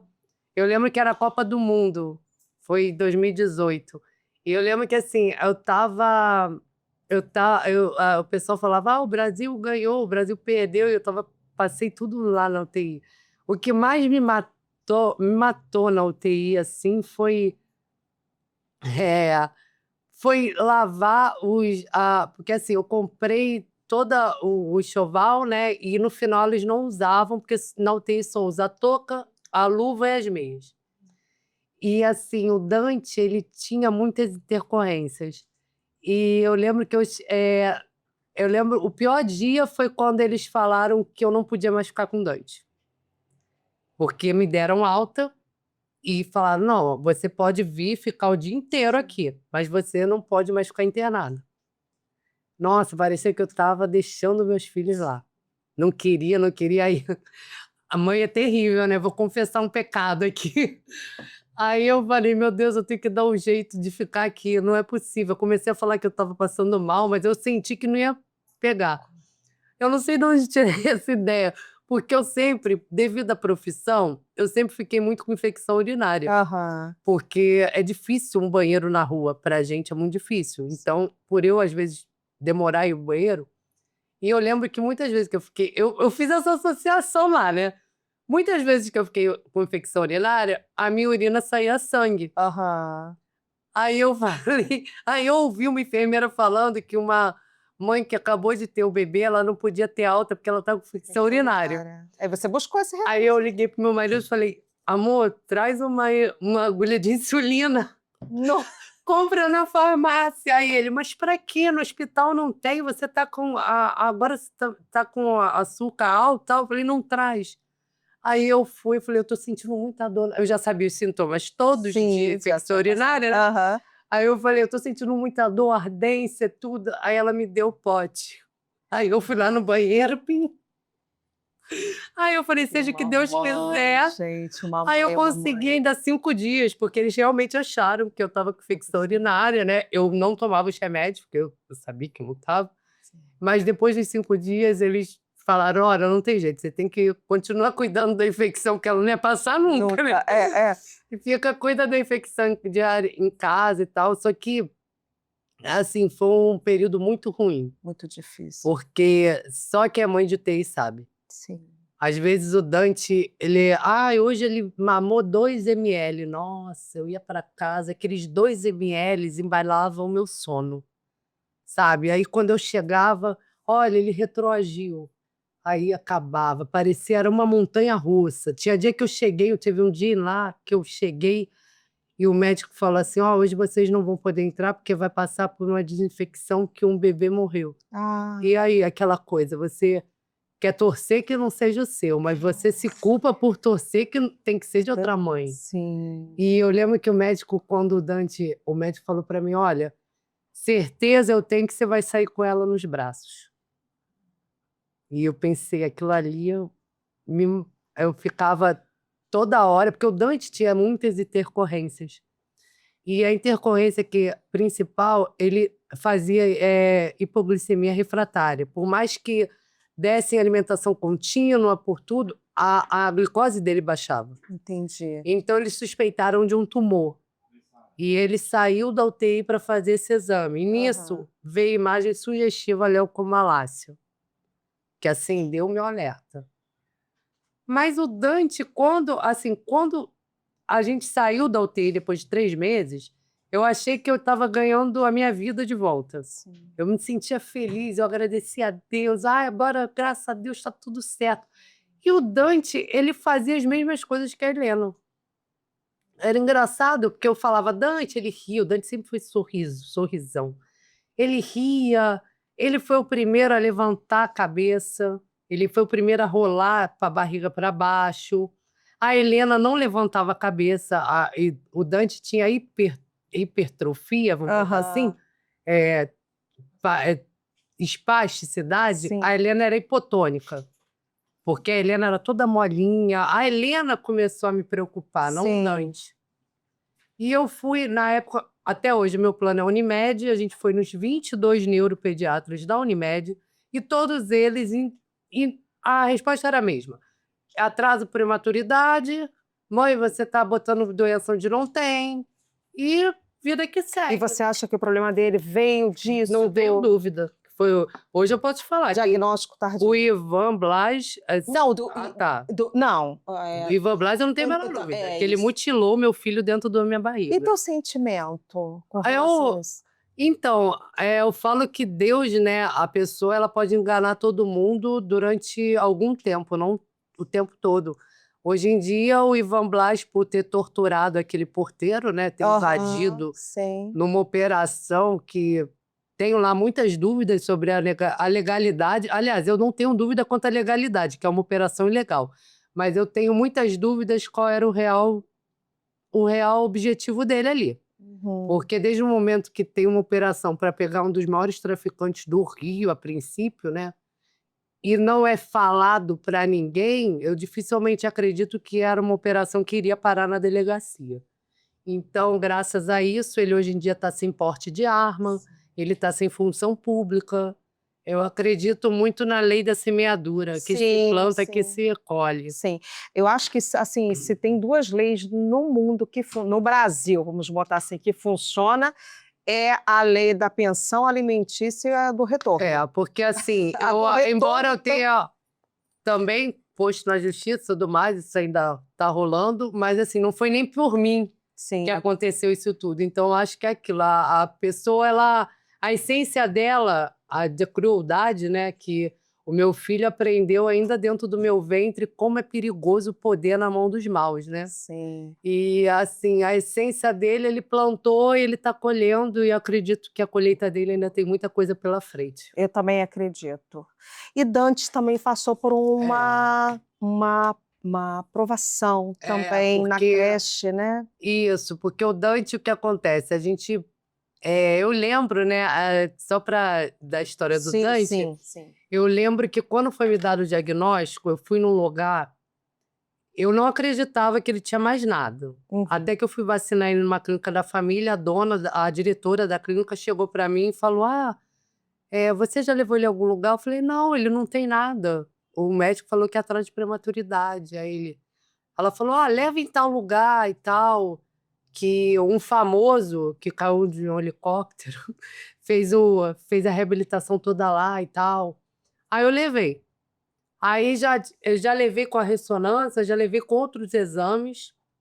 E nesse lugar aí, assim, tava eu com o Dante e meu marido com a Helena no colo. O Dante tinha 9 meses. Fala que a minha maternidade típica durou 9 meses. E aí a médica falou assim, o que ele tem é paralisia cerebral. Só que como eu já tinha ouvido esse termo, eu estava pesquisando, já tinha pesquisado um pouquinho sobre ele, né? Aí eu falei, ai, doutor, então tá, então é só...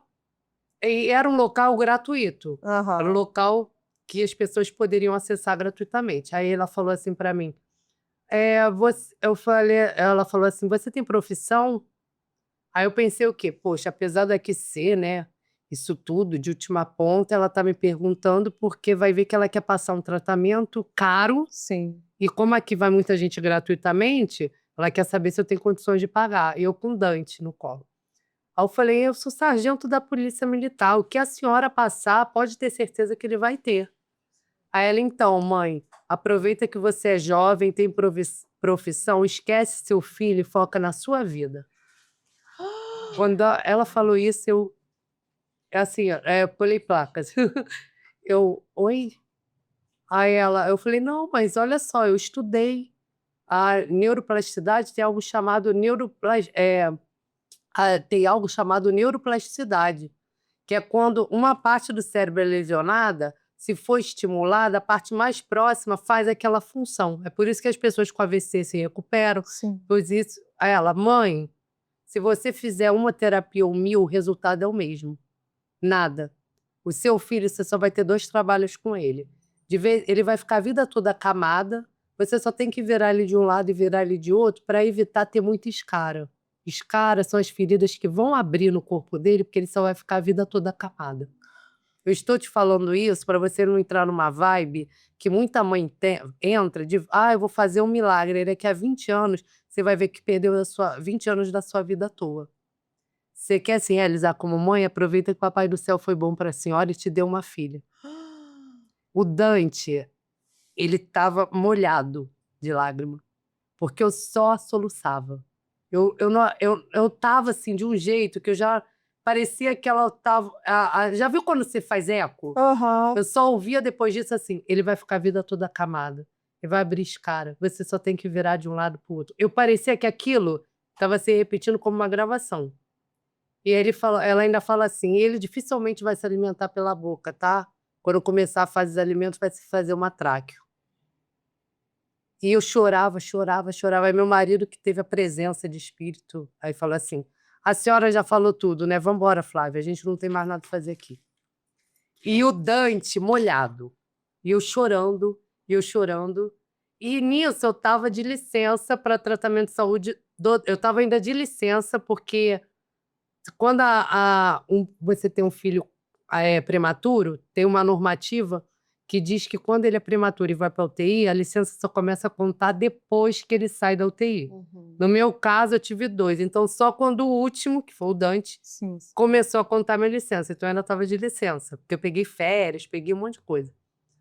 E eu entrei, as pessoas falam assim, você é forte. Não, eu entrei numa espiral decrescente imenso.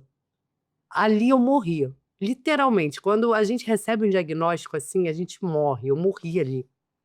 E eu não tomava mais banho, eu não saía do quarto, eu não comia. Eu fiquei numa situação que, assim, horrível. Foi assim, a parte... As pessoas falam que é luto. Sim. Pelo filho idealizado. Eu não digo que é luto por isso, porque eu queria o Dante.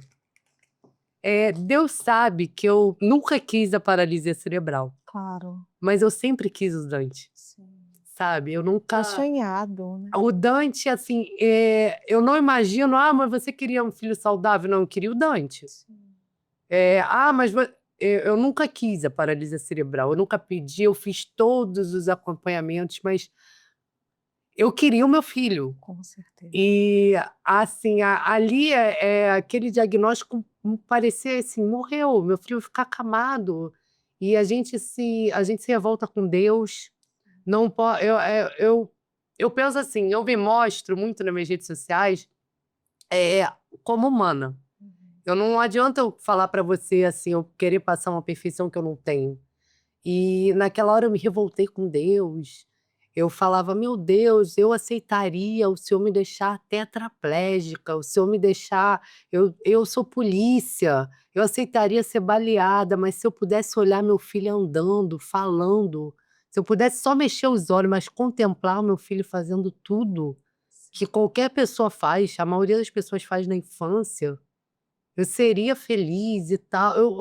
Sabe, eu me revoltei muito, eu não aceitei essa história. E, assim, chega uma hora, a pessoa fala, você é forte, eu não sou forte, eu não tive outra opção.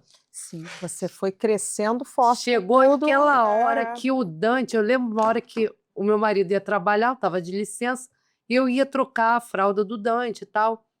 E teve uma hora que ele sorriu para mim de um jeito.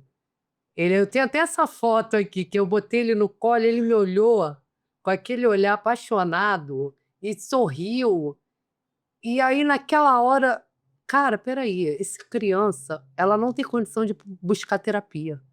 Ela só tem 9 meses. Ela não tem condição de se reabilitar. Eu sou a melhor chance do meu filho. Sim. Sou eu. Eu que sou a melhor chance dele. E eu botei na minha Você cabeça escolheu. que eu ia atrás do sim. A médica falou que não, eu vou falar que sim. Eu já sou teimosa mesmo, então tudo É eu aquela quero o história, não, a gente contrário. já tem, vamos buscar o sim. E aí eu comecei, aí na época, ele começou numa clínica, eu moro na Zona Norte, a clínica era no Recreio, tinha que todo dia estar 7 da manhã lá, eu ia. E ele ficou nessa clínica até fevereiro do ano passado. E no início, a clínica, o plano começou a limitar terapias, o que na justiça já foi derrubado isso, que não pode limitar, o médico que sabe qual é a terapia e não o plano. E aí eu entrei na defensoria, na época defensoria pública, e comecei. Aí nisso ele começou a fazer as terapias todas lá, o Dante foi melhorando muito. Nunca o Dante precisou de uma tráqueo. Se eu colocar vídeos aqui, o Dante usava andador, o Dante, hoje em dia, eu botei uma cama, eu planejei uma cama que não é muito alta, então ele entra e sai da hora que quiser, ele vai engatinhando lá para a cozinha, abre o armário, pega o biscoito e aponta para eu abrir. Enfim, nunca teve escara, porque nunca ficou acamado. Isso. Eu amarrava o Dante em mim e O fazia... limite estava na cabeça dela. eu peguei, teve um dia... Não nele. Teve um dia que eu peguei e falei assim pro meu amigo assim, olha, vamos lá vamos comprar terra, eu quero comprar areia de praia, que eu moro numa casa que é antiga, né? Eu morava, então tem um quintal grande. Eu moro lá desde que eu tinha 5 anos. Aí peguei um monte de areia, comecei a fazer várias montanhas de areia. Vem, Dante, vem, vamos engatinhar. E no início ele só rastejava, igual aqueles soldadozinhos. Sim. Depois ele começou a sentar, começou a engatinhar. E ali eu vi que, assim, eu acho que eu tenho, né, a tatuagem do Dante, aquele rindo na Lindo, hidroterapia, lindo. e eu tatuei essa frase, diagnóstico não é destino, Não é. é ponto de partida. É isso aí. E, assim, tudo que os médicos falam que é não, eu falo que é sim. Isso aí. E E ele tá desse jeito, ele é forte, ele é porque muito ele tem a feliz. mãe feliz, ele tem a mãe ali, o A mãe pai, atípica, ela bota a dor no bolso e vai, porque não dá tempo, é tanta luta. Vamos falar da creche, né? Eu botei, a neuropediatra, ela falou para mim assim, olha, para você melhorar, quanto mais estímulo, melhor. Aí eu falei assim, mas eu não queria botar as crianças antes dos 5 anos. O Dante ainda não fala. Eu desenvolvi um método de comunicação com ele, que eu sempre dou 2 opções. Eu falo, Dante, você quer água de coco ou você quer leite? Uhum. Aí ele bate na mão que ele quer. Sim. Mas o ideal é um iPad, enfim, várias demandas, né? Sim, sim. Mas, assim, eu falei assim, eu não quero botar eles antes, eles tinham 3 anos. Aí ela falou assim, não, mas quanto mais cedo você colocar, é mais estímulo, tanto para ele quanto para ela.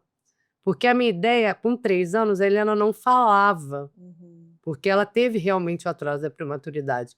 E a minha ideia era colocar com 5, eu sempre, mãe velha, né? Eu sempre falei Sim. 5 anos, que aí já fala bem.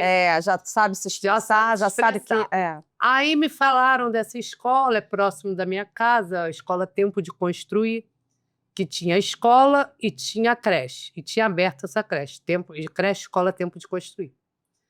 E eu botei o Dante e a Helena lá. Me chamava a atenção que eu pagava integral, só que eles só faziam meio período. Por quê? Porque o Dante tinha as terapias de manhã, a Helena fazia terapia lá também, pelo atraso de prematuridade. Então, eu já levava eles para a escola, então eles só ficavam no período da tarde. E me chamava a atenção que o Dante chorava muito quando o carro entrava na rua da escola, ele já chorava, ele já se debatia. E a Helena não queria também entrar na escola. Mas até então, eu pensava que eu sou mãe de primeira viagem, não tenho acesso a outras crianças, pensava que era mãe, Saudade, que essa coisa toda. E eles me mandavam muitas fotos. Foto do Dante rindo com violão, que tinha aula de música. Foto do Dante pegando bolas. Um mini videozinho de 3, 4 segundos do Dante andando com o aparelho que eu botava lá na escola. Eu achava a escola uma sétima maravilha do mundo. Eles saíam vestidinho de marinheiro, dia da marinha, disso, de índio. E tudo mais. E muitas fotos. Uhum. Aí um dia eu estava em casa, era meia-noite e pouca, toco o interfone. Quando eu cheguei, uma funcionária falando comigo: olha, se eu fosse você, eu tirava o seu filho da escola, que senão ele vai morrer. Aí ela, pô, mas eu preciso muito do emprego. Não fala que fui eu, não, e tal. E eu tinha percebido algumas manchinhas roxas na lateral do quadril do Dante. E eu já tinha ido lá falar.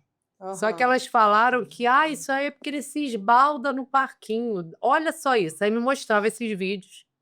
E eu achava, não é nada tão gritante, então pode ser, mas ficava de olho. Mas assim, é o que eu deixo de alerta para pai e mãe: não invalide nenhuma reação do teu filho. Porque eu sou policial militar e não percebi. Olha isso. Porque a pessoa... Gente, fico alerta para vocês. Fico alerta, porque a escola, nesse caso, ela enganou muito com fotos, com vídeos, e principalmente a gente não imagina que as pessoas tenham coragem de fazer tanta crueldade que nós não teríamos coragem. Exatamente. E aí o Dante também ficou com uma infecção urinária, só que é aquele cenário não verbal. Ainda estranhei. Aí, nisso, eu fui no dia seguinte que essa menina falou. Eu fui lá e pedi para ver as câmeras.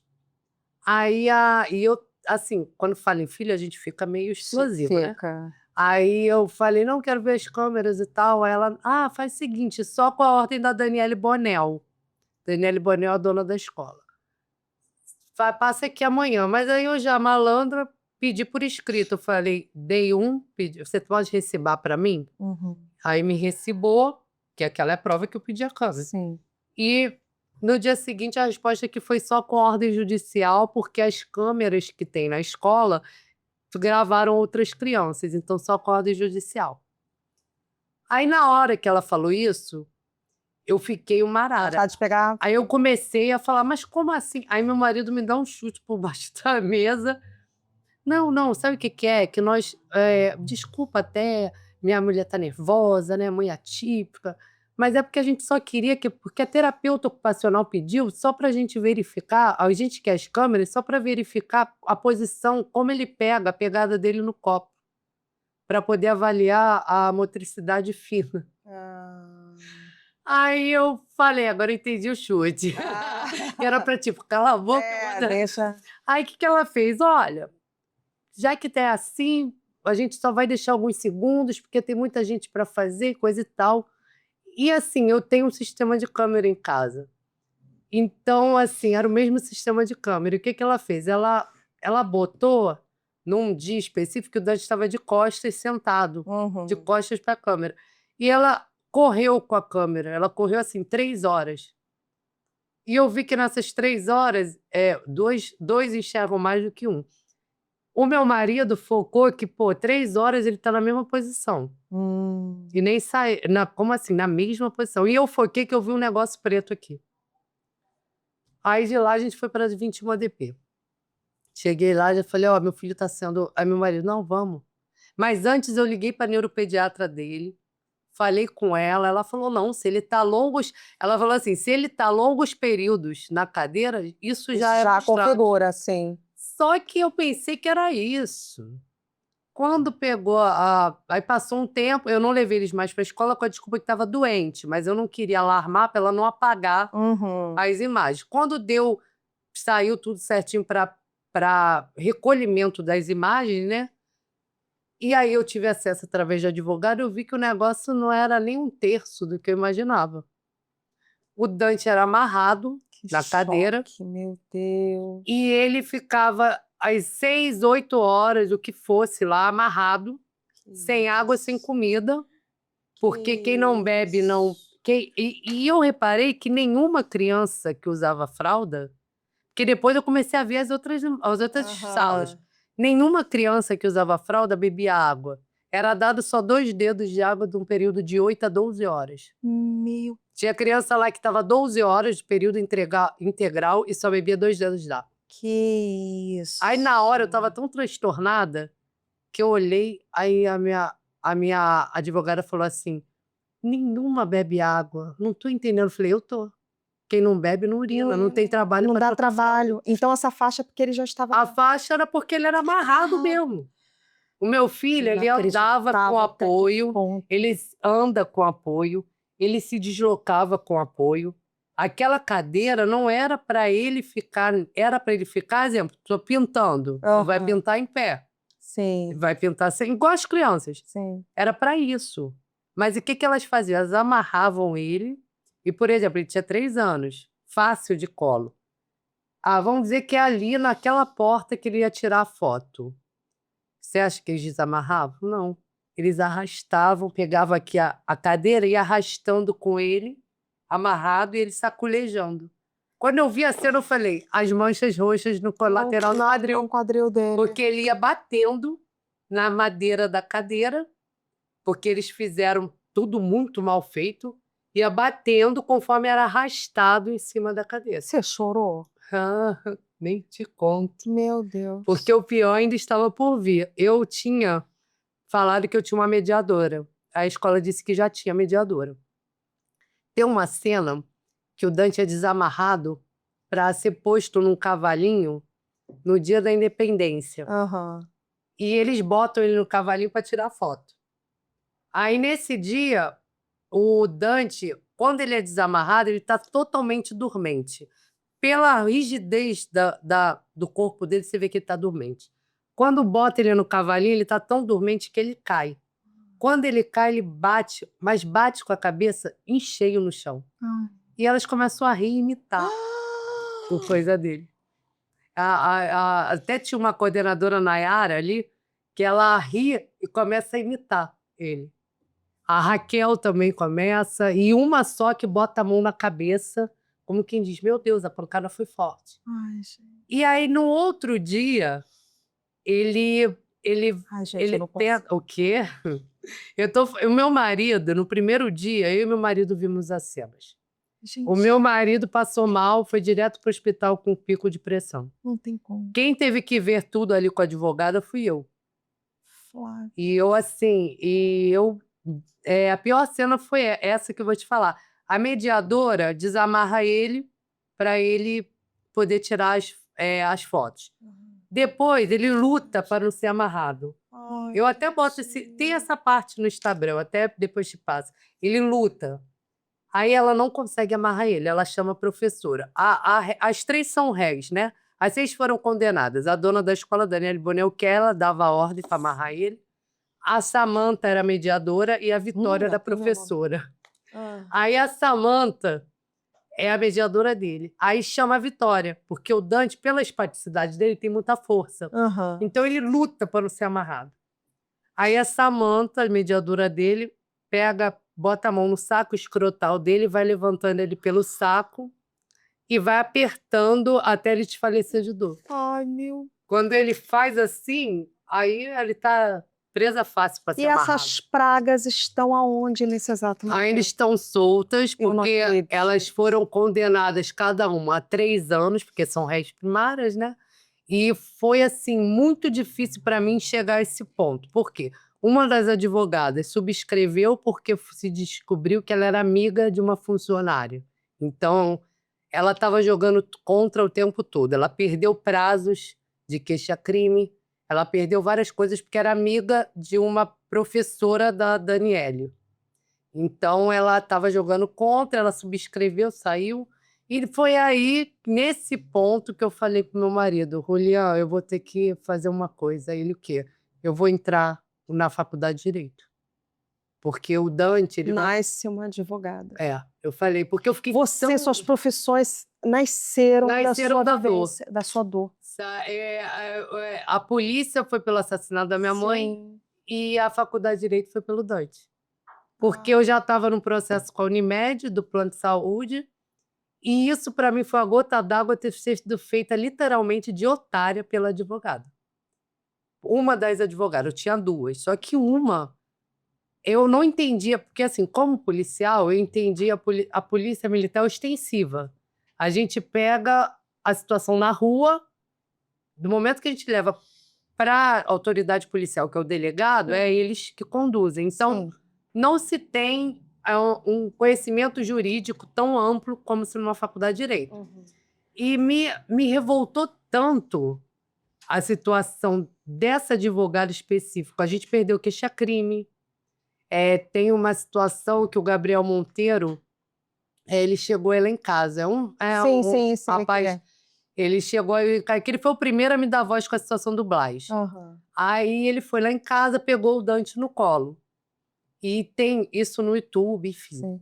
Aí, para ter uma ideia, no meio do processo, a dona da escola printa esse no YouTube, que o Gabriel Monteiro foi acusado de corrupção de menores. Sim. Bota a foto do Gabriel Monteiro com meu filho no Instagram, no stories do WhatsApp, bota assim: é uma mãe cuidadosa, beça, deixa um pedófilo com filhinha lá no colo. Isso eu já no meio da enxurrada do processo. E essa advogada, o que ela faz? A gente sabe que quando é situação de histórias, que são 24 horas, tem que ser feita uma nota, uma coisa notorial no cartório para provar que é aquilo ali e tal. Ela perdeu o prazo disso, perdeu o prazo de queixa-crime, ela fez tudo de forma para prejudicar mesmo. Sim. E tanto que o Dante me cai no juizado especial civil, que são coisas de pequenas causas. E aí eu fiquei louca, que eu falei, gente, não, a gente tá com ser justiça. E aí eu falei, não, eu vou ser auxiliar de acusação nesse processo, eu vou entrar na faculdade de Direito. Maravilhosa. E nisso, Dante, conseguimos levar para o juizado, para a 41ª Vara Criminal, que já foi um passo imenso, que o oba-oba não acaba na cesta básica, vai para o criminal. E conseguimos mudança, capitulação penal para tortura. Só que na hora que o juiz deu, foi agora, no final desse ano, que saiu a sentença, que ele fala em tortura, ele diz que é uma situação extremamente cruel amarrar uma criança a uma cadeira, que isso não se pode nem falar, que desconhecimento de ilicitude dada a natureza cruel do crime. Só que ele me dá uma pena meio que de maus tratos, 3 anos e pouco para cada uma. E, pasme, existe uma lei em vigor que uma pessoa que ela já tem condenação por crimes contra a criança não pode trabalhar com crianças em colégio. E a escola está aberta. E com 3 condenadas por maus tratos e 8 queixas-crimes na DECAV, inclusive de tortura. Porque aconteceu? Eu fui vendo tudo e eu falei assim, caramba, peraí, tem mais tortura. Eu peguei eu vi um garotinho de 3 anos ser suspenso por um braço só e ela torcendo. E nisso daí eu descobri que as crianças autistas ficavam trancadas numa sala sozinha. E que como outras é que você crianças faz para fechar a escola? Aí, eu queria fazer essa pergunta pro Ferreirinha. Vamos fazer, Ferreirinha. Quero saber, Ferreirinha, por quê? Porque escola, mesmo particular, de 0 a 5 anos, é responsabilidade da prefeitura. Nós temos uma dona da escola, Daniele Bonel, temos a Samanta Cavalcante e a Vitória Barros, todas condenadas, criminosas condenadas pelo crime de maus tratos. Eu estou recorrendo para aumentar a pena. Nós vamos marcar a E Ferreirinha. vamos lá, nós temos, além disso, mais 6 registros de ocorrência na DECAV, inclusive uma com escuta dirigida que positivou para violência. Nós temos ali crimes, né, registro de ocorrência de maus tratos, tortura, agressão, lesão corporal contra 6 crianças, que elas figuram em todos os registros de ocorrência como acusadas, fora outras professoras que também aparecem em imagens torturando crianças e ainda estão nessa escola, trabalhando com bebês de 0 a 5 anos. Inacreditável, gente. Já fiz na CRE também, já fiz registro na CRE, porque se tem uma lei em vigor que pessoas condenadas por crimes contra as crianças não podem trabalhar com crianças, pois bem, tem 3 condenadas na creche Escola Tempo de Construir e na Escola Tempo de Construir. E elas são condenadas, já saiu a sentença, porém continuam trabalhando. Nós vamos falar muito disso. Flávia, eu queria ficar aqui com você 50 dias, 50 noites. Infelizmente, a gente está com o nosso tempo muito estourado. Mas, olha, eu te peço para que você volte quando você puder. Ai, vai ser um prazer. Eu quero muito falar sobre isso. Quando sair sentença, quando sair tudo, quando Ferreirinha, pelo amor de Deus. Tem vídeo de criança. A minha filha era arrastada pelo cabelo. Eu tenho um vídeo e eu botei na rede social. Eu tô com você nessa parceria. Eu vou ficar em cima disso. Obrigada. Eu quero te agradecer muito. Vai ser um prazer voltar mais para falar sobre direitos de crianças atípicas. Vamos falar. Eu conto contigo, Flávia. Eu queria te dizer, eu te disse quando você chegou que eu sou sua fã. Sou admiradora, minha família já assim, porque ficaram maratonando a sua história. Você é uma mulher incrível, você é inspiração pra gente, Flávia. Obrigada. Que você seja protegida, abençoada por Deus. E é bom ouvir que assim uma mulher inspira outras. Nossa, você é uma inspiração para mim. Se eu puder falar rapidinho para aquela mãe que acabou de descobrir o diagnóstico do teu filho. Diagnóstico não é destino, é ponto de partida. O teu filho vai te surpreender muito ainda, como meu filho está me surpreendendo. Desiste não. Nós somos a melhor opção dos nossos filhos. Exatamente.